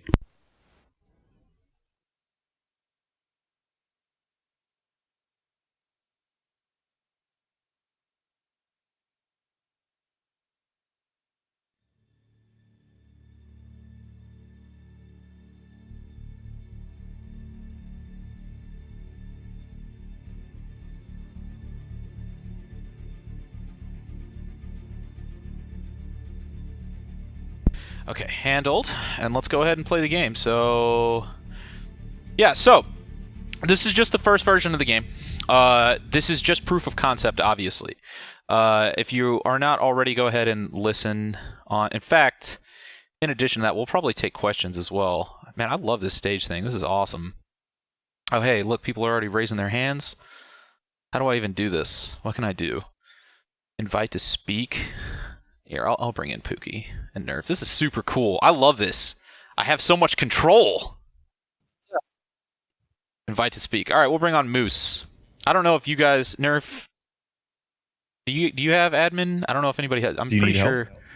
Yeah, if you want, if you want to manage questions and stuff like that. Why are we playing on the freaking test map? What? I don't know. Yeah, Blue, I had a question. Shut up, Pookie. I really had a question. What do you want? Do you need some ice for that sick burn earlier? I knew it! I knew you were going to say something. Wow. All right, so let's play on this stupid map that for some reason... Can we switch this? Goomsy? Goomsy Matumsy? Is he even here? I hope he is. Doesn't say that he is. Yeah, hold on. Can somebody... How is the server even set to this? I do not know. I didn't even know we had this in rotation. Neither did I. Why don't you just look at the ground? This is interesting. The shooting range map in Oh,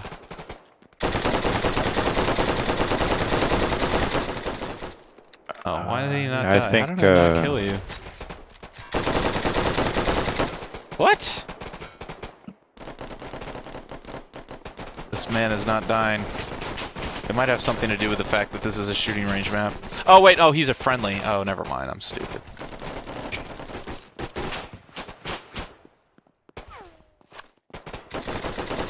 Alright, well, let me know when Gooms can, I don't think he's here. Well, he's gonna kind of need to be. We're all gonna be sitting here playing on the shooting range map. which is, while I'm not entirely against, is not going to be particularly conducive. I mean, I have access to tools. I just haven't used them. Yeah, So you have let's to see if I can figure do. that Here, out bring here. in Miha. Can you get in here? Because he knows. Hold on. And then Moose, did you have any questions? Yeah, I had a question about the AI intelligence. Sure, hit me. That is still very much work in progress, so I can't tell you too much, but Right. You can ask whatever you want. I was wondering what the vision for the AI is like difficulty settings. Are they going to be player-like? It's too early to say, man. That's something that we're definitely working on, but it's going to make more sense for me to just wait and show you when that's further along. All right. It's okay. I hate you. Are No, you I'm on just me? kidding. I don't hate you. All right, hold on, move the audience. course. All right. Shave. Bring you in. Shave, you have any questions? Ask your question, buddy. All right, here we go. Link after you. Hey, what server are y'all on? Well, I believe we're on this. OHD official 4. OHD official, yeah. Yeah, I'm just And I only Shave. downloaded one. You got any questions? Chevalier? Not sure if your mic is working, fam. Yeah, can you hear me? Yeah. Yeah, I can hear you. All right, good. Hey, well, didn't work properly. First of all, I'm supporting you guys. I'm very excited about the game, but I have a few questions about certain things. Okay. What are your guys' views about vehicle balance, and how do you think you get the balance right? Because there are certain games that, like Battlefield, has a lot of problems with vehicle balance. What are your guys' views about it? Well, so keep in mind, this will be a fairly open game. So if you have any opinions on vehicle balance, you can definitely just go in and rebalance the vehicles yourself. It will not be an issue for you to do that. In terms of us actually balancing them, I think that I'm more interested in having a smaller set of vehicles instead of having too many vehicles. So we definitely want to have it so the vehicles are important, but we don't want to have so many vehicles that they're just like curb stomping everything else. Infantry will definitely be more important than most other games where I mean, vehicles will be good for seizing an area, but you will definitely need infantry in order to keep it. Is that a good enough answer to your question? Yeah, I think so.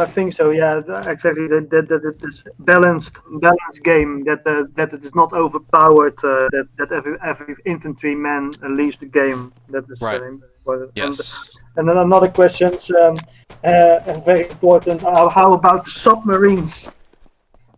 Submarines is something that we're actually working on as well, but that's a little bit further off.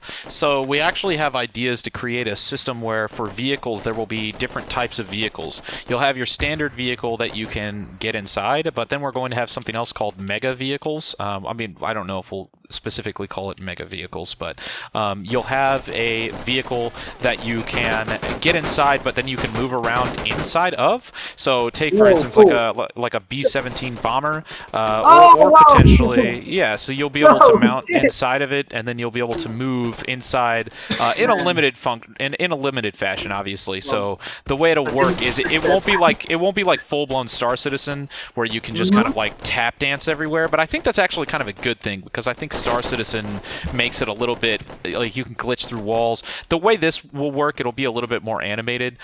So that way, like for instance, you can walk up. It's kind of difficult to explain. I'm trying to think of like what a good way to say what.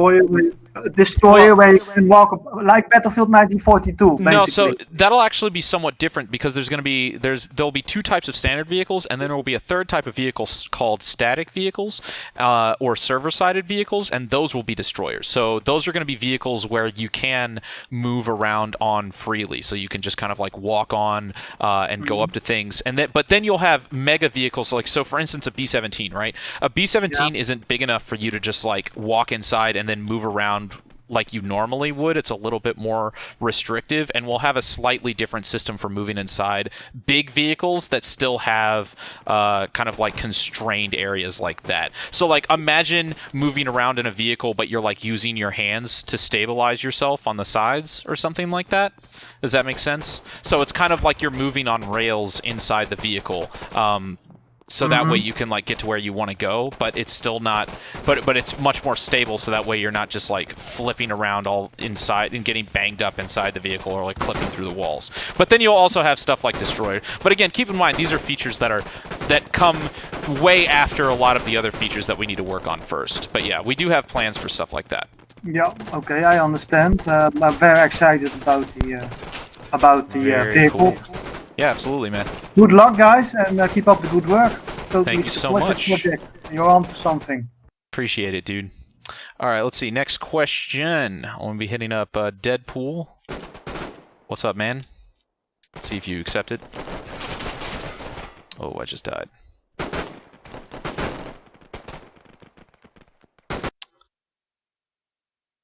Sent out an invitation, Deadpool. Not sure if you see it. It should be at the top of the Discord screen. It should say accept. Alright, I don't think Deadpool sees it, unfortunately. So we're going to bring in... Let's see, who else do we have here? Jay. Let's bring in Jay. Invite to speak. What's up, man? You have any questions or anything? Yeah, I have, because I have a couple of friends. Because I invite my friends to play. To watch the gameplay of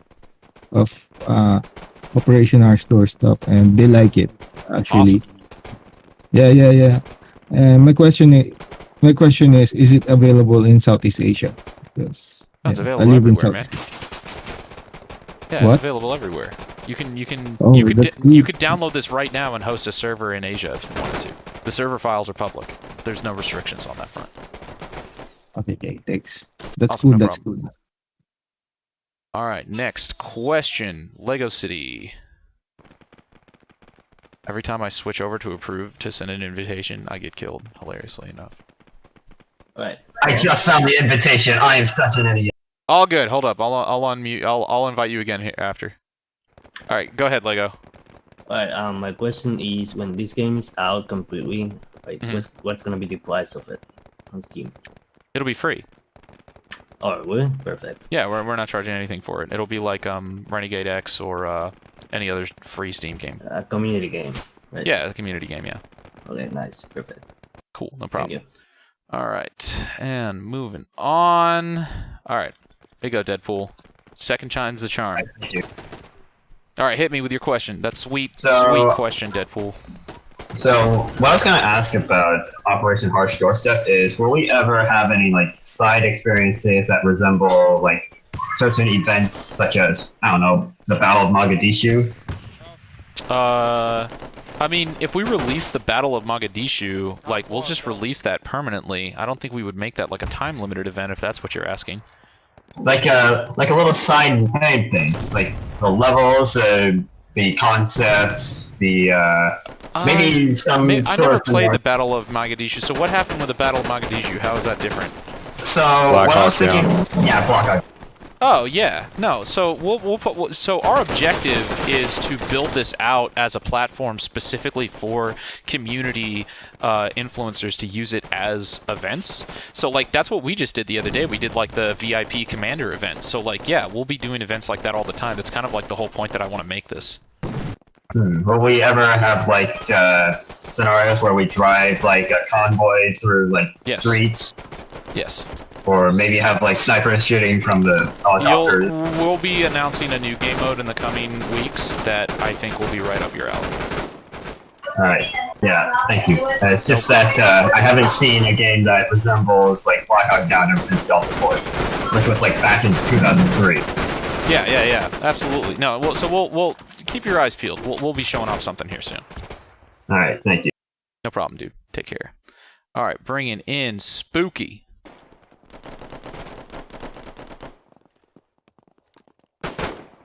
There it is. Okay, cool. So, you guys are talking about, I know this game's supposed to be free to play in the future. what do you have? Do you have plans for any kind of monetization of anything in the game, like such as like skins for your characters, shit like that? Or no. Okay. So what will happen is on the Steam store page there will be a donate button, so you can donate to the project. But that's it. Will that be built in with Steam, or would that be like a link it'll be to built in. It'll be built in with Steam. Steam actually kind of requires it. They're still kind of like upset over the fact that we're not interested in monetizing stuff. So we told them that we'd release one DLC that does nothing, and then the DLC is a donation, and that's it. And then Steam would be receiving a portion of that. I'm assuming Yeah, through they that? would. Yeah, they would. They get 30. Okay. 30. Am I allowed to say what percentage? I'm not sure if I'm allowed to say Just don't what say their it. percentage is. Just don't say yeah.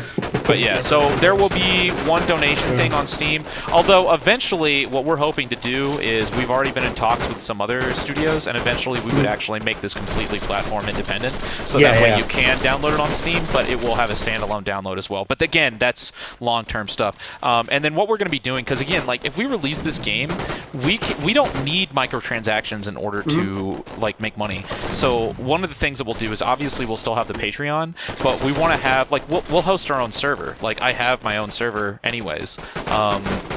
So, like, we're going to host our own server, and what we'll probably do is we'll do events with, like, Patreon supporters and stuff like that, where, like, if you're a Patreon supporter, you can come play a special, like, invite-only event, and we'll do a lot of those in order to continue fundraising. I also had this other interesting idea where potentially we would create a system like Patreon. So what would happen is the people who host servers, if there's anybody who is supporting the server, who is supporting the project on Patreon, and they join and play on somebody's server, that person would get like a cut of those Patreon funds for the time that Patreon supporter played on their server. So that way we can like give back to the server supporters. So it's like, hey, host a server, and then if Patreon supporters play on your server, then we'll consider we'll try to compensate you for your time that you've spent hosting that server, and you'll get like a cut of the community donations that come through since you're contributing to the success of the game. So there's a lot of stuff like that. We basically want to make this like an open ecosystem where people can use this to make content and to build their own businesses, but also as a place where the community can kind of like contribute and make something together, and also kind of like give back to one another. Like that's the objective. And I mean, obviously, since we're a part of that, like we can easily host servers and make mods and do all sorts of things in order for us to make money. And in addition to that, like I don't know if you know Warfare 1944. We'll have completely standalone games that are commercial, and people can buy those, and that will help us make money, which will also help the development of OHD Core and stuff like that. But as far as like monetizing OHD itself in any traditional sense, no, I have no plan for that. In fact, I'm hoping to eventually get to a point where we license in a way where it's actually physically impossible. That would be nice. And I have one more question if no one else is waiting. Yeah, go ahead.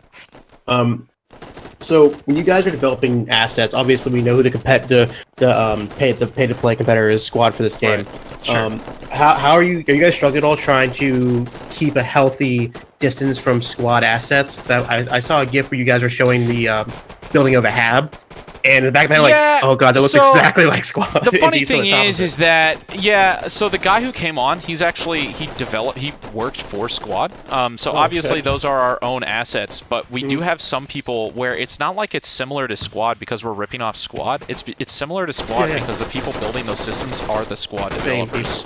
Yeah, it's like it's the same people. So yeah, I noticed that and I brought that up, but like I don't know, what can you do when it's literally the same guys? Yeah. So I think what'll happen is eventually over time I'll be putting in more effort to make sure that we're like creating assets that are like different. But yeah, at the end of the day, like we're just gonna have to embrace a lot of our influences and the fact that like a lot of the people that are working on this game are the same people that worked on all of the other games that we've played. Like we're lucky. I think that's the thing, like Squad has so many developers and Project Reality has so many developers, and like we've been playing this for so long, like it's not like those people aren't friends with us. Like we know them personally, like we work with them. I've worked with a lot of these guys from Squad for years, and some of them I'm not on great terms with, but a lot of them like are some of my best friends, and they have been from the start.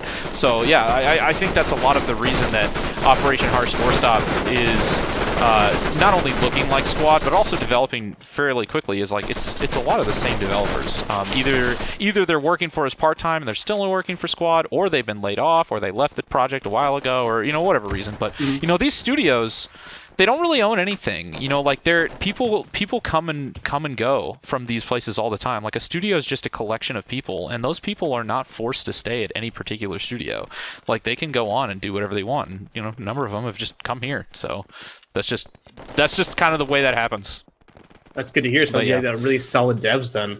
Right, but it's not intentional though. It's not like No, we're of course like, not. yo, Yeah, let's rip off Squad. It's just like people from that's- Squad yeah. come here and they work and they're like, well, this is what I know how to do. So, you know, we're like, yeah, well, whatever. I think we all play Well, it's Squad that anyway. same. So It's that same thing you were talking about earlier about how you're making Wake Island. Well, EA owns Wake. Like Right, no, they exactly. don't. They're basing their models. And it's the off same of with this. real It's like world nobody items. owns a Right. hab, you know, like even like it's Yeah. a freaking bunch of sandbags, and like nobody owns a sandbag, you know, like it just doesn't work that way. So yeah, but yeah, it's not intentional. Some of that stuff just happens naturally that way because, you know, shared human resources.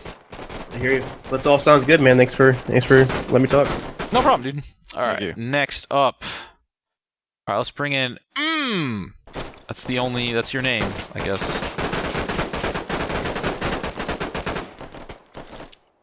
I've sent out the invite. I don't know if you see it. Yeah. Oh, there it is. What's up, dude? Hit me with your sweet question. So I was stuck in a building, lots of Yep. windows around me. Yes, I sir. thought, Oh, you "Hey, threw a grenade? Did you throw a grenade? No. I'm wondering, can I know in the training mode you can jump crouch over some things. Are we able to jump crouch out of windows? Yeah, there's some fuckiness with the windows right now. I think some of them have Okay. collision. I think some of them have window panes, but you just can't see the window panes because we just haven't. So yeah, that we're working on that. Eventually, we'll have like destructible windows and stuff like that. It was just gonna be about movement through windows. Right, yeah, so, well, eventually we're hoping to have a proper vaulting system as well. I mean, I do like vaulting. I'm not, like, a die-hard jump crouch, like, person. It's just happens to be easier to develop for the time being. Alright, sick. No, good. All right. Have fun. I love you. No problem, man. Love you, too. Bane of Idiots. I wasn't saying... Oh, that's not an insult. That's your name. Sending out an invite. Should be above me. There you go. What's up, man? Hit me with your sweet information. I can't hear you, by the way, if you're talking.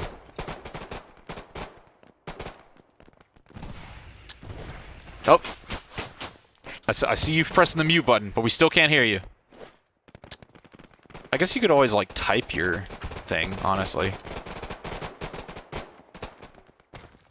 I've never heard a bearded baby talk before, so I was really I've interested. never heard a bearded baby talk before either. All right, I'll tell you what. Oh, I see. It seems like you're pushing to talk, but I don't hear anything. Nobody hears them, right? Nope. No. Dang. All right, Bane of Idiots. I'll let you work out your stuff. Just raise your hand again. Make sure you test your voice, and we'll go from there. All right, who else we got? Auto Dienist. Bam. Invite sent, my friend.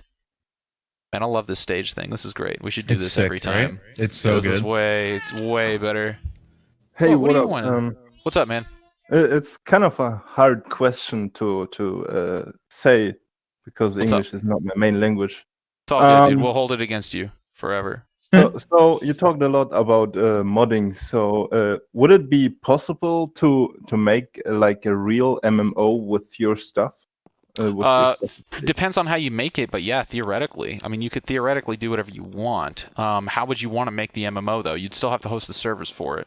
You'd have to find some kind of decentralized solution for having multiple servers host something, and then you'd have to optimize for it. You could maybe hook in Spatial OS, but Spatial OS is prohibitively expensive. I don't know. So yes, but no, depending on how you do it, I guess. Yes, but no. Well, I actually thought myself. I have some. I guess I could say creative ideas towards games. Like, could I implement a spider maybe as a character? Yeah, sure. You Yes. can do whatever you want. Cool. So it's Anything that you can do in Unreal Engine, you could do in the SDK. We will not restrict it in any way. all right. Thank you for your time. I guess. No problem, buddy. Thank you. That's a good All question, right. actually. Bugatti. Right. I know a Gaddy.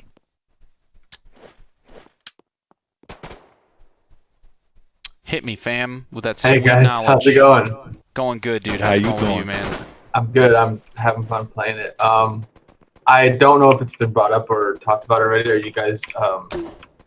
I know we have like the localization of voice chat and squad chat and stuff like that. Are you guys considering implementing like grunts and screams for dead enemy KA? Like whenever you shoot people, you can kind of. Oh, you mean just like normal vocal stuff when they get shot? Yeah, absolutely. That's just not in yet. That'll happen.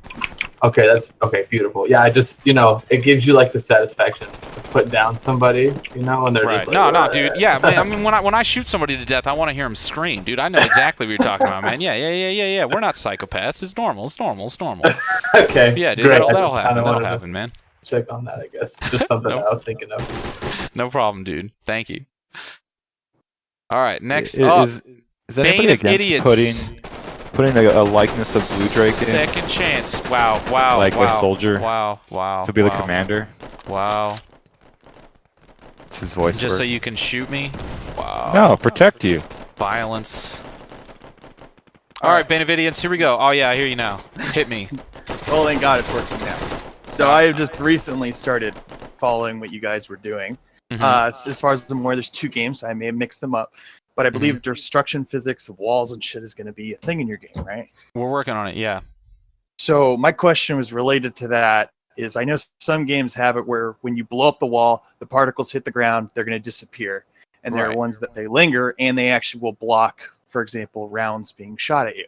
We will likely not do the latter, unless it is in some pre-rendered way.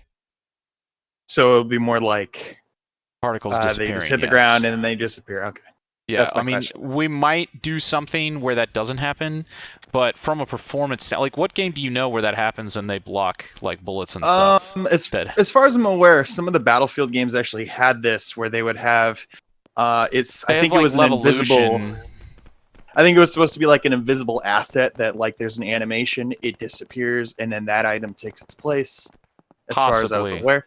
Possibly, yeah. So we'll have to look into that, but basically the first version will definitely not have that. It'll just have particles that disappear. Okay, gotcha. Appreciate it. No problem. It's all good, bro.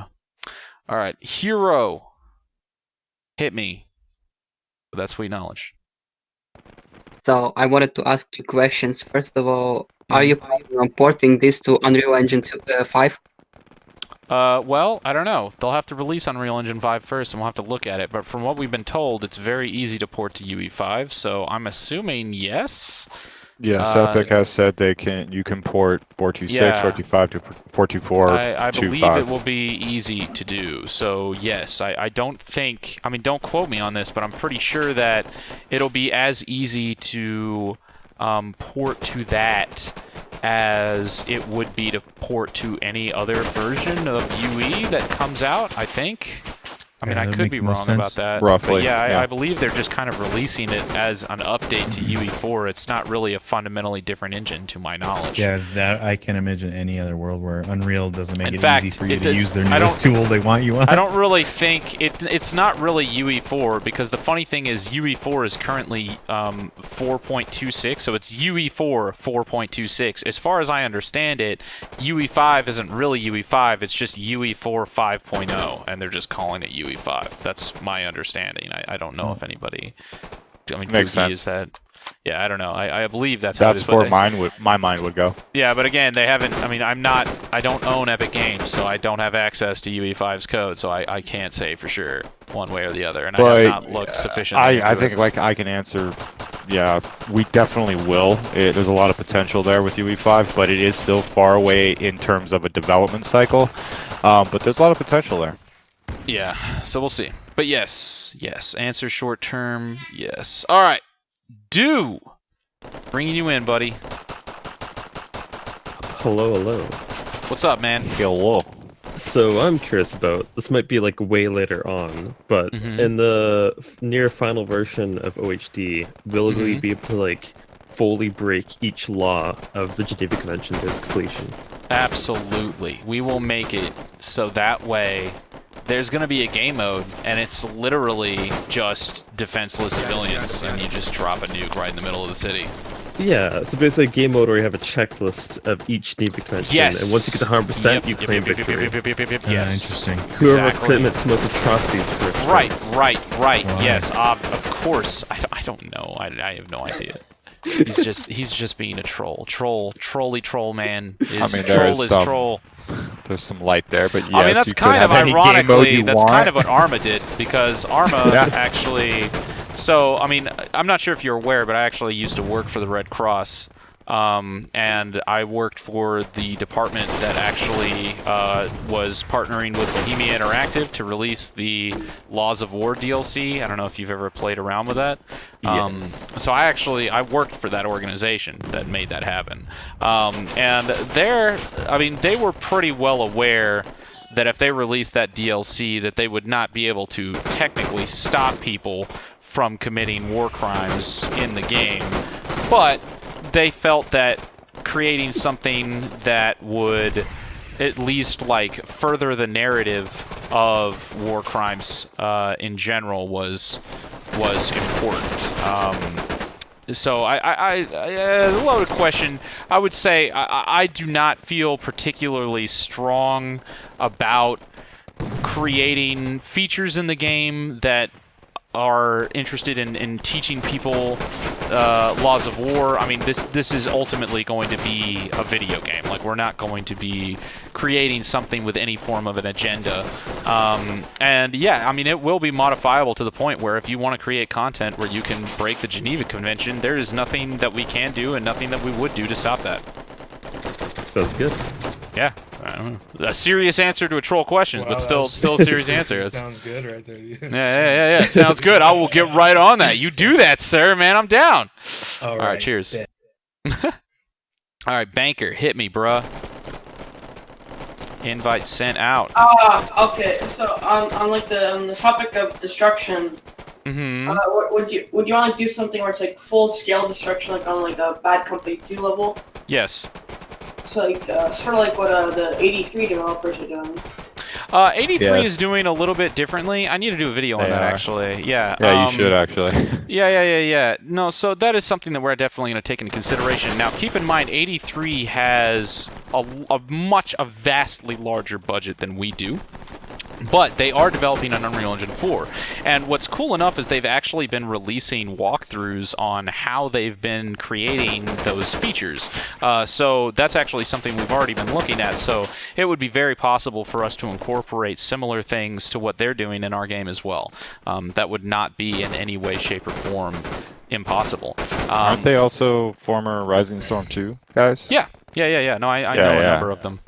Yeah, their project looks great. Yeah, so yeah. I mean, but again, that's kind of the point, right? Like, we're building this in a way where all of those features for all of these different games, all of these games that are built on UE4, they are natively compatible with this. So all it is a matter of doing is learning and understanding how those features were implemented, and then implementing it for OHD. And then as soon as we release it for OHD, we have it forever. So that's the plan. One last thing. Would the destruction feature be available at launch? Like during the Karma talk, you No. did. Oh. Destruction will not be available at launch. That is a phase 3 feature that will take a significant amount of time to complete. All right. Thank you. No problem. Now, correct me if I'm wrong, but I believe 83's destruction is pre-animated. Well, everything is pre-animated, technically. I mean, even Bad Company 2, if you actually... Because I looked very deeply into how they were doing their destructible environment, and they have particle of physics that basically just hide an animation. So, I mean, everything is a combination of particle effects and animation. But yeah, it definitely is pre-animated. Well, the tech that... You are right. The tech that 83 is using is now becoming a really big thing in the industry, and if companies aren't looking into it now, then they're going to fall behind. So it is something we're definitely looking into. But yeah, we have to start now. Yeah. So to get that out to you guys as quickly as possible. But yeah, it's not something that you can do overnight. But yeah, we love destruction. So we want to have that out to you guys as quickly as possible. Reaper, hello? hit me with that sweet info. Hi. I have a quick question. Are you gonna have like, is this gonna try to be historical, like from the end of World War II all the way up to the modern era? What do you mean historical? Too many people here. I meant like historical wars and battles. Okay, never mind. I'm just retarded. I mean, we will be doing multiple theaters of war, and we will be focusing that's on. what I mean. Right. Yeah. So yes. And Yeah, there another will be. question is, Yeah. Go ahead. Oh, no, go ahead. No, that's it. Go ahead.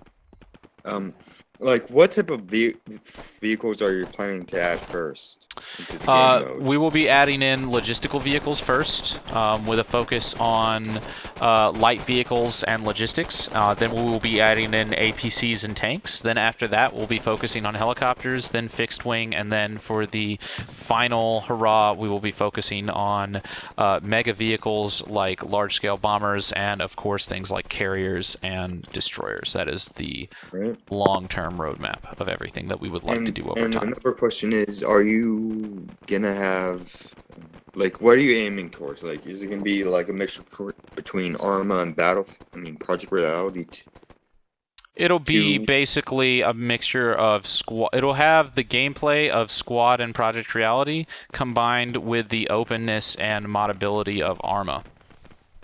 Gotcha. All right. That is the end goal. It will not be as moddable, I think, as anything Arma is pretty far along in terms of its moddability. So on launch, we probably won't have the level of moddability that Arma has, but that does not mean that that will not be our goal, because that's still our objective, is to get to that point. And two more questions. Like, the other one is, like, are you gonna have like factions from Project Reality, like the African? Yeah, of course. Yeah, sure. Well, I mean, they won't be called whatever the Project Reality. I mean, if there's any fictional, we'll probably create. We don't want to like rip off any actual original IP from PR. So if there's any like fictional factions, we will not title them the exact same. Like the Middle Eastern Coalition. Ironically, the Middle Eastern Coalition, I believe, is actually Battlefield 2. I don't even think that's Project Reality. But yeah, we'll have what's the word? Equivalence. All right, and final question is, like, what type of maps modes are you going to be adding, and like factions, like in the? We'll have Insurgency, Advanced and Secure, and then we're going to have a new game mode that is currently called Operations, but we're not sure if we're going to call it that or something else. That will be pretty awesome. And like, what factions are you planning to add for the early mode? For what do you mean? Which factions for the early mode? What do you mean? We already have Russians and Americans. Early stages of the game. Russians, Americans, United States, World War II, United States, World War I, United States, Vietnam. Then we'll probably be focusing on things like Chinese forces or stuff like that. I don't know. We'll see. A lot of this stuff is just kind of like flip a coin. I mean, there's a lot of really cool factions that we could do. I don't feel strongly about doing one versus another. I just like to get more content into the game. Mainly whatever anybody else would want to do, I'm down for. And last question, like about the Cold War setting, like what you have right now. Mm-hmm. Are you planning like to add like you know, like the Taliban somewhat, or like other Wait factions? 7 days. Like 7 days? Wait 7 days. Oh. Right. Well, that's all my questions. Have a nice day and good luck. Take care, man. Thank you. All right, I'm gonna bring in Rallian. It's funny. People are like, "Oh, I have to wait 7 days." I'm so Gotta wait depressed 7 now. days. Can you hear me? Yes, I can. Hit me. What is the state of the AI in the game currently? Or do you even have AI? Is it just players? We are currently developing that. We have a prototype that we've built, so we have fully functional AI that will go from point to point. It's a little bit simplistic. We actually just had a new programmer that came on board that was from Microprose. So Microprose assigned a programmer to us to help us with artificial intelligence implementation. We're currently working with him, and we're seeing what his implementation would be. But that would be a little bit more advanced than what we have. So they would have AI that would be able to flank and maneuver more intelligently, but it would all still be server-sided. So you would be able to have cooperative modes online, and you would also be able to play in single player as well. So yeah, but that's all I can say about that. Both because I don't know everything, because we're still working on it, and because I don't want to give any false pretenses before we moved along far enough to know exactly what it's going to look like, because there's a lot of things that are still pretty extensively subject to change. Okay, well, I was going to ask as a follow-up. I actually have experience with AI programming, so if you want else file an application, dude. We would love to have you on board. or when you're way, yeah, I've spearheaded a project to add AI to DayZ standalone. That's actually coming out like really soon. We've been testing it for the past few months, so yeah. Go here. Yeah, because we have currently 4 people that have come on board to help with AI. We have one guy from Ubisoft that previously developed AI, or was part of the team that developed AI for Ghost Recon Wildlands. We have our new on board from Microprose. We also have our lead programmer who would be getting around to AI if he wasn't so busy getting Steam Workshop ready. and then I guess if you wanted to come on board and help us with it as well, we'd love it. It's not that we can't do a lot of these things. It's just like we have to choose what we want to do first. Now the big thing is like we really want Steam Workshop support, but that's like a solid month and a half of work to get that fully integrated in a way that's meaningful. And then after that, we were planning on working on AI. But if you wanted to come on board, and trust help me, I know with how it AI, is. All right, sick. Yeah. The day one guys on that. No, I'm working with the expansion folks, mainly Jacob Mango. Okay, cool. Because they had done prior work. Yeah. Have you worked in UE4 before? No, I do know C++, which I believe it uses C++. It does use C++. I would say a knowledge of UE4 is fairly important, though. We do have to vet people pretty extensively before bringing them into the C++ code base, but we'll get you... Do you know how to do any blueprinting? Negative. Damn. Well, we'll figure it out. Just go ahead and file an application. I'd love and to we'll see. learn, so... Yeah, we'll see if we can get you involved, and we'll just go from there. Sound good? Yeah, I'm sure we'll talk. Thanks for your time. All right, no problem. Take care. Thank you.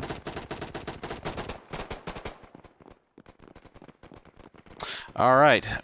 Next up, let's see who else we got. Shit, Americans are overrunning us right now. Chach, can somebody else manage the who you invite? Says every single nation we invade. Chach, if you're not playing, can you please? Because I'm playing the play. Just click the. I think Chach is AFK. All right, fine. I'll just do it. All right, let's see here. Wolfie, bring you in.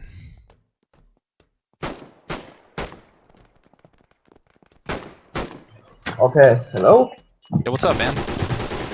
Oh yeah, I have a question. So you talk about it. Yes. What? Oh, okay.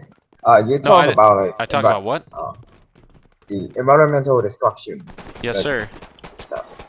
So I want to ask about it. How about about digging around like trenches and foxholes? Will that be? We were talking about that. So as of right now, no. But we are discussing that. There won't be any like full-blown terrain deformation like, No Man's Sky or Space Engineers or anything like that. We have been talking about creating a system where you could actually build trenches, and then it would actually like deform the terrain or like remove the terrain immediately under the trench, so that way you could actually create trenches. But that's still not something. I don't know, Miha, do you have any thoughts on that? Or Pookie? I don't know if anybody... It's still... Because you and I were literally just talking about that the other day, but I don't think real-time terrain deformation, especially with voxels, you have to start your design with. You can't just throw it in there midway or even almost done. But there are ways to remove the terrain, like Blue said, with masking. But even that's a little bit complex. It is something we did have just discussed yesterday. I would say we're not really far along enough in that to really have a meaningful answer. I would say for now, no. But we already have been having discussions on how we would implement something like that in the future. A lot of the stuff you guys ask and even think of and whatnot, like we've already either thought about it or we're thinking about it. Like we love all that stuff too. So if we can do it, we will. But it will take time. Okay, thank you for your answer. Thank you. How many kills do I have? 12? Dude, Miha, what the hell are you doing, dude? Stop being good at this game, man. Yeah, what the hell? Yeah, we are so screwed. Oh, wow. We're about to lose, like, every point. How did this happen? You guys got people sitting in docks just killing. Look, man, it wasn't my fault. I was How do going you- ham. How do I invite the Good people leadership. to? Very- Oh, I'm not just- a mod, so. Real nice. No, I'm not one of your stage All right, cool. modders. Let's bring in Crunk. Yeah, I was gonna say Crunk. Ask away, Mr. Crunk. Alright, I had a question. How many of the doorstops will be harsh? 7. I mean, somewhere around 7 and 9. Oh, I was thinking like 13 and a half. No, all right? That's not acceptable, okay? So you really have to understand there's limits as for us as developers and morally and ethically. You understand that, right? Do you understand? All right, this Look, is they did a study on this. They did a study on this. Okay, you really need to read up more. I need our players to be more can't read. progressive. Good. You know what? You don't deserve to read. Frickin' disgusting, morally ambiguous punk. All right, next question. Armando, let's go.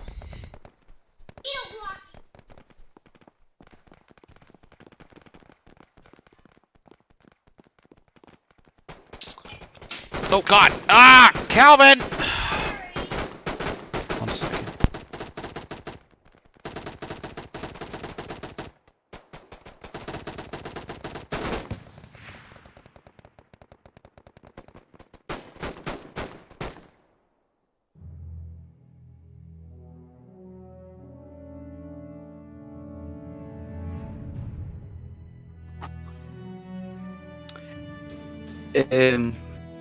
Hey, so is there any gore in the game? As of right now, just blood splatter, but gore is something that we are. It's sort of a big design thing that we want, so it will be in at some point, but not anytime, not in the first initial release. I feel if we can get it, like I've said before, if we can get it in, we will. But because I like Hell Let Loose and All right, sorry, I'm watching back. post My and son stuff. almost spilled a soda on my entire setup. So we good though. We good. All right, what's up? Ask your question. Ask away. You deserved it. I mean, maybe. I don't know. You asked about gore.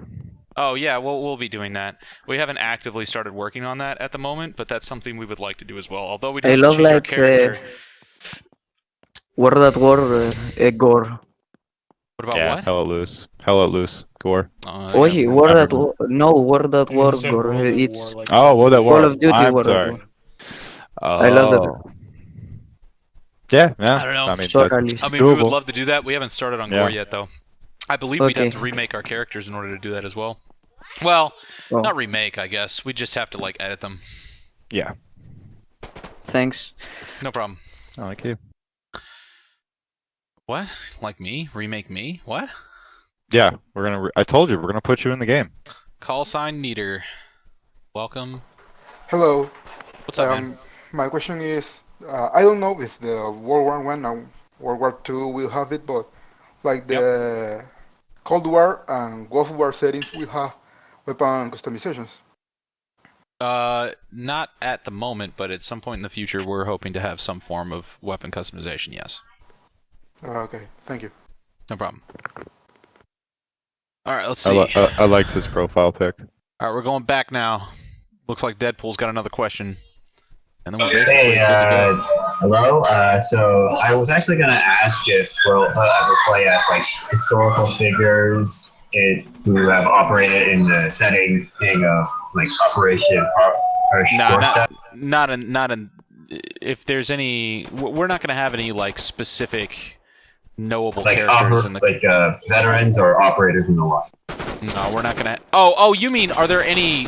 Oh, sorry. Are there any veterans that have worked on this game?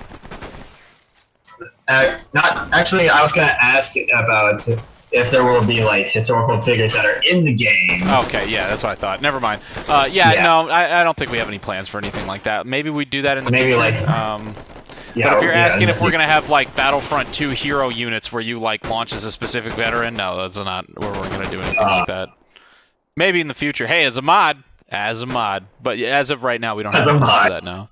As I a was like mod, buddy. imagining us like playing as like some sort of veteran like Mike Durant or like Randy Shugart or Gary Gordon. So those sort of iconic type of people. Right.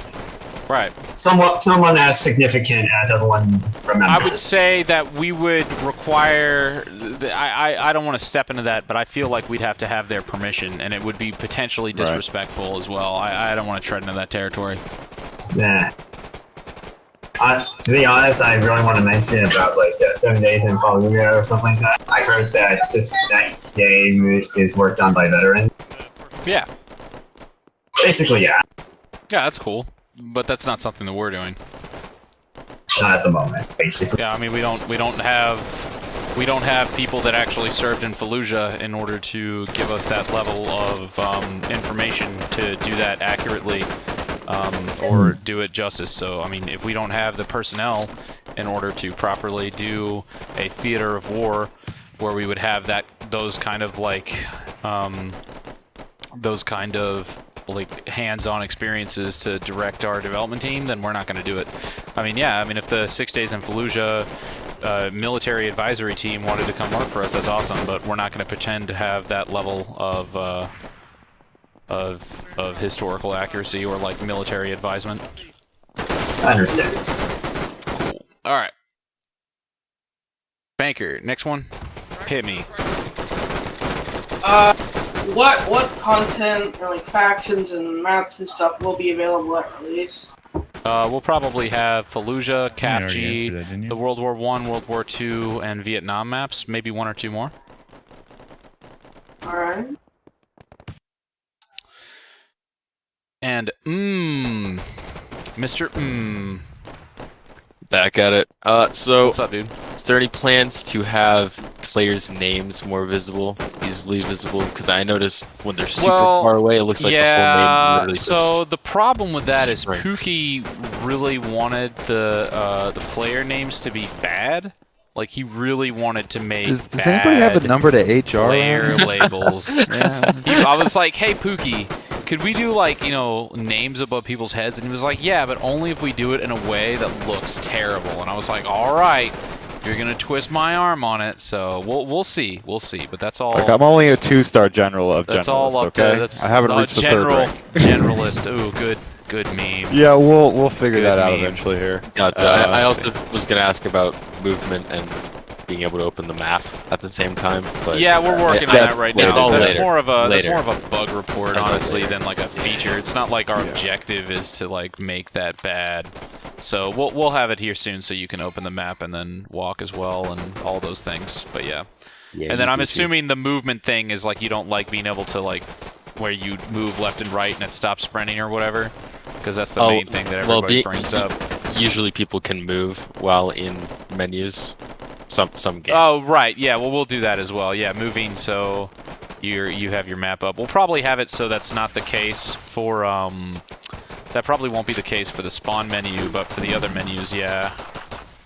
For like map menus and stuff like that. Yeah. Sure. Yes, sir. All right, and then last but not least, Snavalier. Hit me with that sweet info.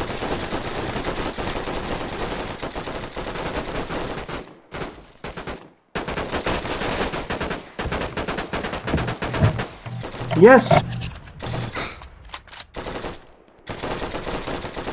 Yes. Yes. Hello? We can't hear you. I like this guy. He's got a lot of spunk. Go I'm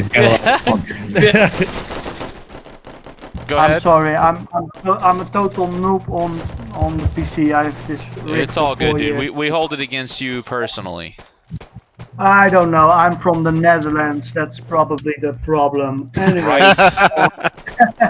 I got two questions. I got a simple question and a little bit more complicated question. Hit me with that super and complicated question. Nah, it's probably not that complicated. But how much problems do you get with the institutional? I have to get its pronunciation right. Like EA or like the normal None game yet. stuff. We did have You mean problems in what way? Like in terms of them harassing us or saying that we Yes, can't sir. do things? Yes, Yeah, sir. so we used to get a lot of harassment from OWY.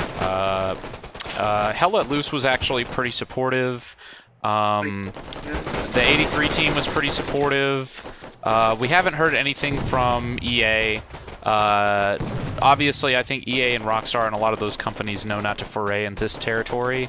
So yeah, definitely, I would say the only extreme like harassment or like backlash is mainly from OWY. But most that I guess in whoever the studio behind Postscriptum was. Oh, okay. Yeah, so we got a lot of harassment from those two teams. Not so much from the others, and Hell Let Loose was actually in fact, the developers of Hell Let Loose came in and actually showed us how to do a lot of things, and actually helped teach doesn't us. surprise me because they are very community Yeah, they're driven. very nice. Yeah, they're great Yeah, people. Yeah. We really enjoyed very working with them. supportive dev team. Yeah, I mean, you Yeah. can kind of know how they are. I mean, I know you already for a long time. You don't know me, but I know you for like, how long do you stream? Or how long do you... Oh, I don't know, dude. I don't even want to 10 count years that. or something? I don't even. Oh my god, I don't even want to know. Ludwig's I don't like even want to 54 know how years old, old I so- am. Yeah, dude. I I've only rarely been. play these games anyways, but because it's too much fun. But I'm totally supporting this. But my simple question is, I don't know. Again about I think your guys are really disruptive. We are, and I mean that always comes with the consequences. You're always going to piss off somebody, but I think things have been a lot better. We actually had a couple of lead Project Reality developers join the team the other day, and were very supportive, and they lended their contributions to the code base. So I thought that was actually really cool and touching. But yeah, so things have definitely been a lot better. But then a question about this question. Then I mean, I also have a PlayStation 4, and I play also a little bit of Dreams. I don't know if you know that game. What is it? Dreams? Oh, dude, I want to play Dreams so bad. Okay, I've been debating on getting a PS4 just to play Dreams, but yeah. Oh yeah, but that is a developer, and you kind of can tell that these people are, how should I put that? Inspired people. I think Yeah. I can, I That's mean, good. I don't know how you know what your secret is, and your Mm-hmm. community, and what your secret actually is that you don't give a shit about money, and that's why you are I guess creative. that's true. Yeah. Yeah, and that's when you really get creative stuff, and it's not commercial. But usually, when you are making something, it's getting commercial music, for example. And that is tuning in the next question, by the way. Who wrote the music for the Operation Harsh Doorstep? Is that you? I know you're a musician as well. That was me and Cordax. So Cordax is another musician that joined the team, and him and I got together and wrote a lot of that. He does a lot of the orchestration. I did some of the piano work and stuff like that. But yeah, me and Cordax wrote most of that. Okay. I don't know. I know only basically I know Blue Drake 42, and I don't, and Karma Cut a little bit, but. Cordax is just another dev. I mean, I don't even think he has a YouTube channel. He just kind of came on board a while ago. I would think he was a couple of years ago, actually. Right. So yeah. Yeah. Totally cool. Yeah, I mean that tune is really nice, and I think it actually maybe it needs to be a little bit tuned for the era you are playing in. For example, Yeah. World War. Cordax loves writing World War II music, and he has trouble getting out of that. Man. Yeah. I mean, like, you need a tune like a Battlefield theme, Yeah, like I know. really We have Battlefield trouble getting out fire. of the World War II rut. He just loves World War II stuff. I make fun of him about that all the time. I'm like, oh yeah, Nothing sounds wrong like with World that. War II. Totally. I love it, man. And that's why I think this is probably gonna work. And actually, I'm a Patreon supporter as well. And actually, Appreciate it, I'm dude. from the Netherlands, Thank and you. it's un-Dutch to get a credit card. But actually, you will not believe it, but I took a credit card. Oh my gosh, to dude. get a Patreon account. That's awesome, man. Thank you so Yeah, much, dude. man, I totally like it, and I haven't. I rarely play on PC actually, Mhm. and I don't know. I'm probably the same age as you. I'm like 30. How age? 39? Yeah, I'm about to be 31 here soon, so we're all getting old, bro. All those Yeah, Project man. Reality vets. You're closer to my age. All right. good. I mean, you are reading more about games than actually playing games at some point with kids and all. You know what I'm talking about, probably. And you know, but I totally love this concept. By the way, I actually signed an NDA yesterday, but because I sent Gooms a message that I would like to participate in the developer meetings. Yeah, sure. But you know, but I'm a Yeah, you vehicle. just gotta follow up with me with your email, and I can look for it. Oh yeah, I sent it yesterday, so probably. I don't have your email. You didn't send me that, but I can look it up as soon as you send me that. So. All right. Okay. Yeah, and we want to get our Patreon members. Yeah, if you're a Patreon member, you should be able to get in. Yeah, you should be able to just get in there and just link all your stuff, and we will onboard you super fast, no problem. Okay, yeah, because my knowledge probably comes in when the vehicles get in, because I'm all that's about something- talent. that's something we really wanna work on. I'm only a player, not a developer, and I like, for example, in Battlefield, I just like all the aspects of Battlefield. Yeah, I will say, if anybody wants to help with vehicle actually. implementation, please let us know, because you know we have a small programming team and we do our best. But you know, the more hands on deck, the faster everything will go. So, Right. yeah. Okay. Cool. Why do you say that? Oh, I was saying it's funny you say that because when you really think about it, like Blue here, he was a gamer a long time ago. He wasn't a developer at first, and now he's a developer. You know, same thing with me. You know, everyone here. Yeah. So that's power.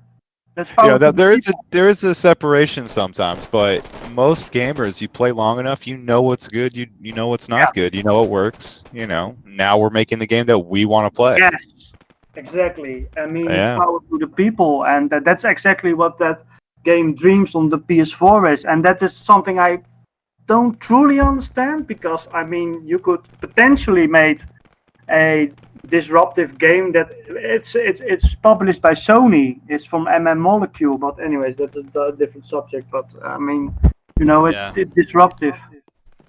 Oh, yeah, I love disruptive games because people make it sound like it's a bad thing in my opinion, but it's not.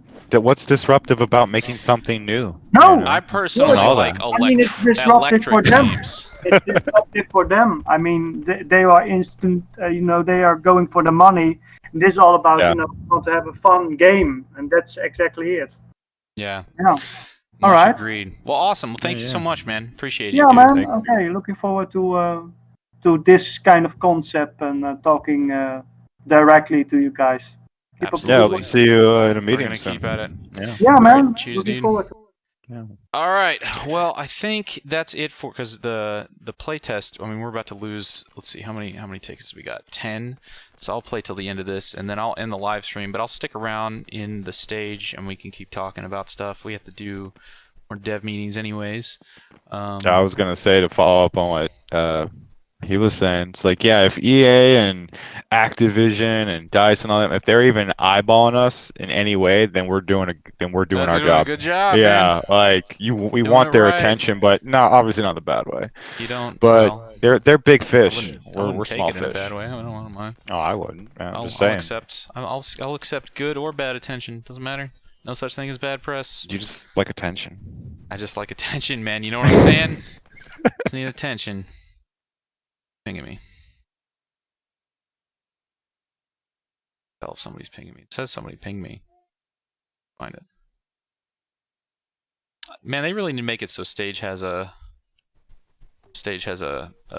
text section. I don't know why they wouldn't do that. I don't think Clubhouse has that. So. Does it not? I swear it does. I don't know. Don't you have to get invited to Clubhouse to use it? Isn't that? I have no idea. Is that what they call it? Clubhouse? Yeah, they're mimicking Clubhouse. I don't know why they're super. I don't know why Clubhouse is the thing that they want to rip off, but I think that's not the best for dis. Is there a treehouse with no girls But allowed? I don't know, man. I feel like they know more than we do, obviously, because they're the ones that are doing this. So I don't know. Maybe Clubhouse is secretly the next big but thing. that's a certain kind of community, and Discord is another kind of community, right? out soon. All right. Well, I'm going to go ahead. I'm going to end this. Thank you guys for watching the stream. If you want to come to the Discord, we'll be hanging out here for a little bit longer, but much appreciated. We covered a whole bunch of stuff today. And then, yeah. All right. We're going to talk again soon. See you guys. Thank you so much to all our Patreon supporters. Let me ask this. Alpnick, Damien, John, Steve, David, and Will, thank you guys so much. Oh, and Alden, thank you guys so much. Much appreciated.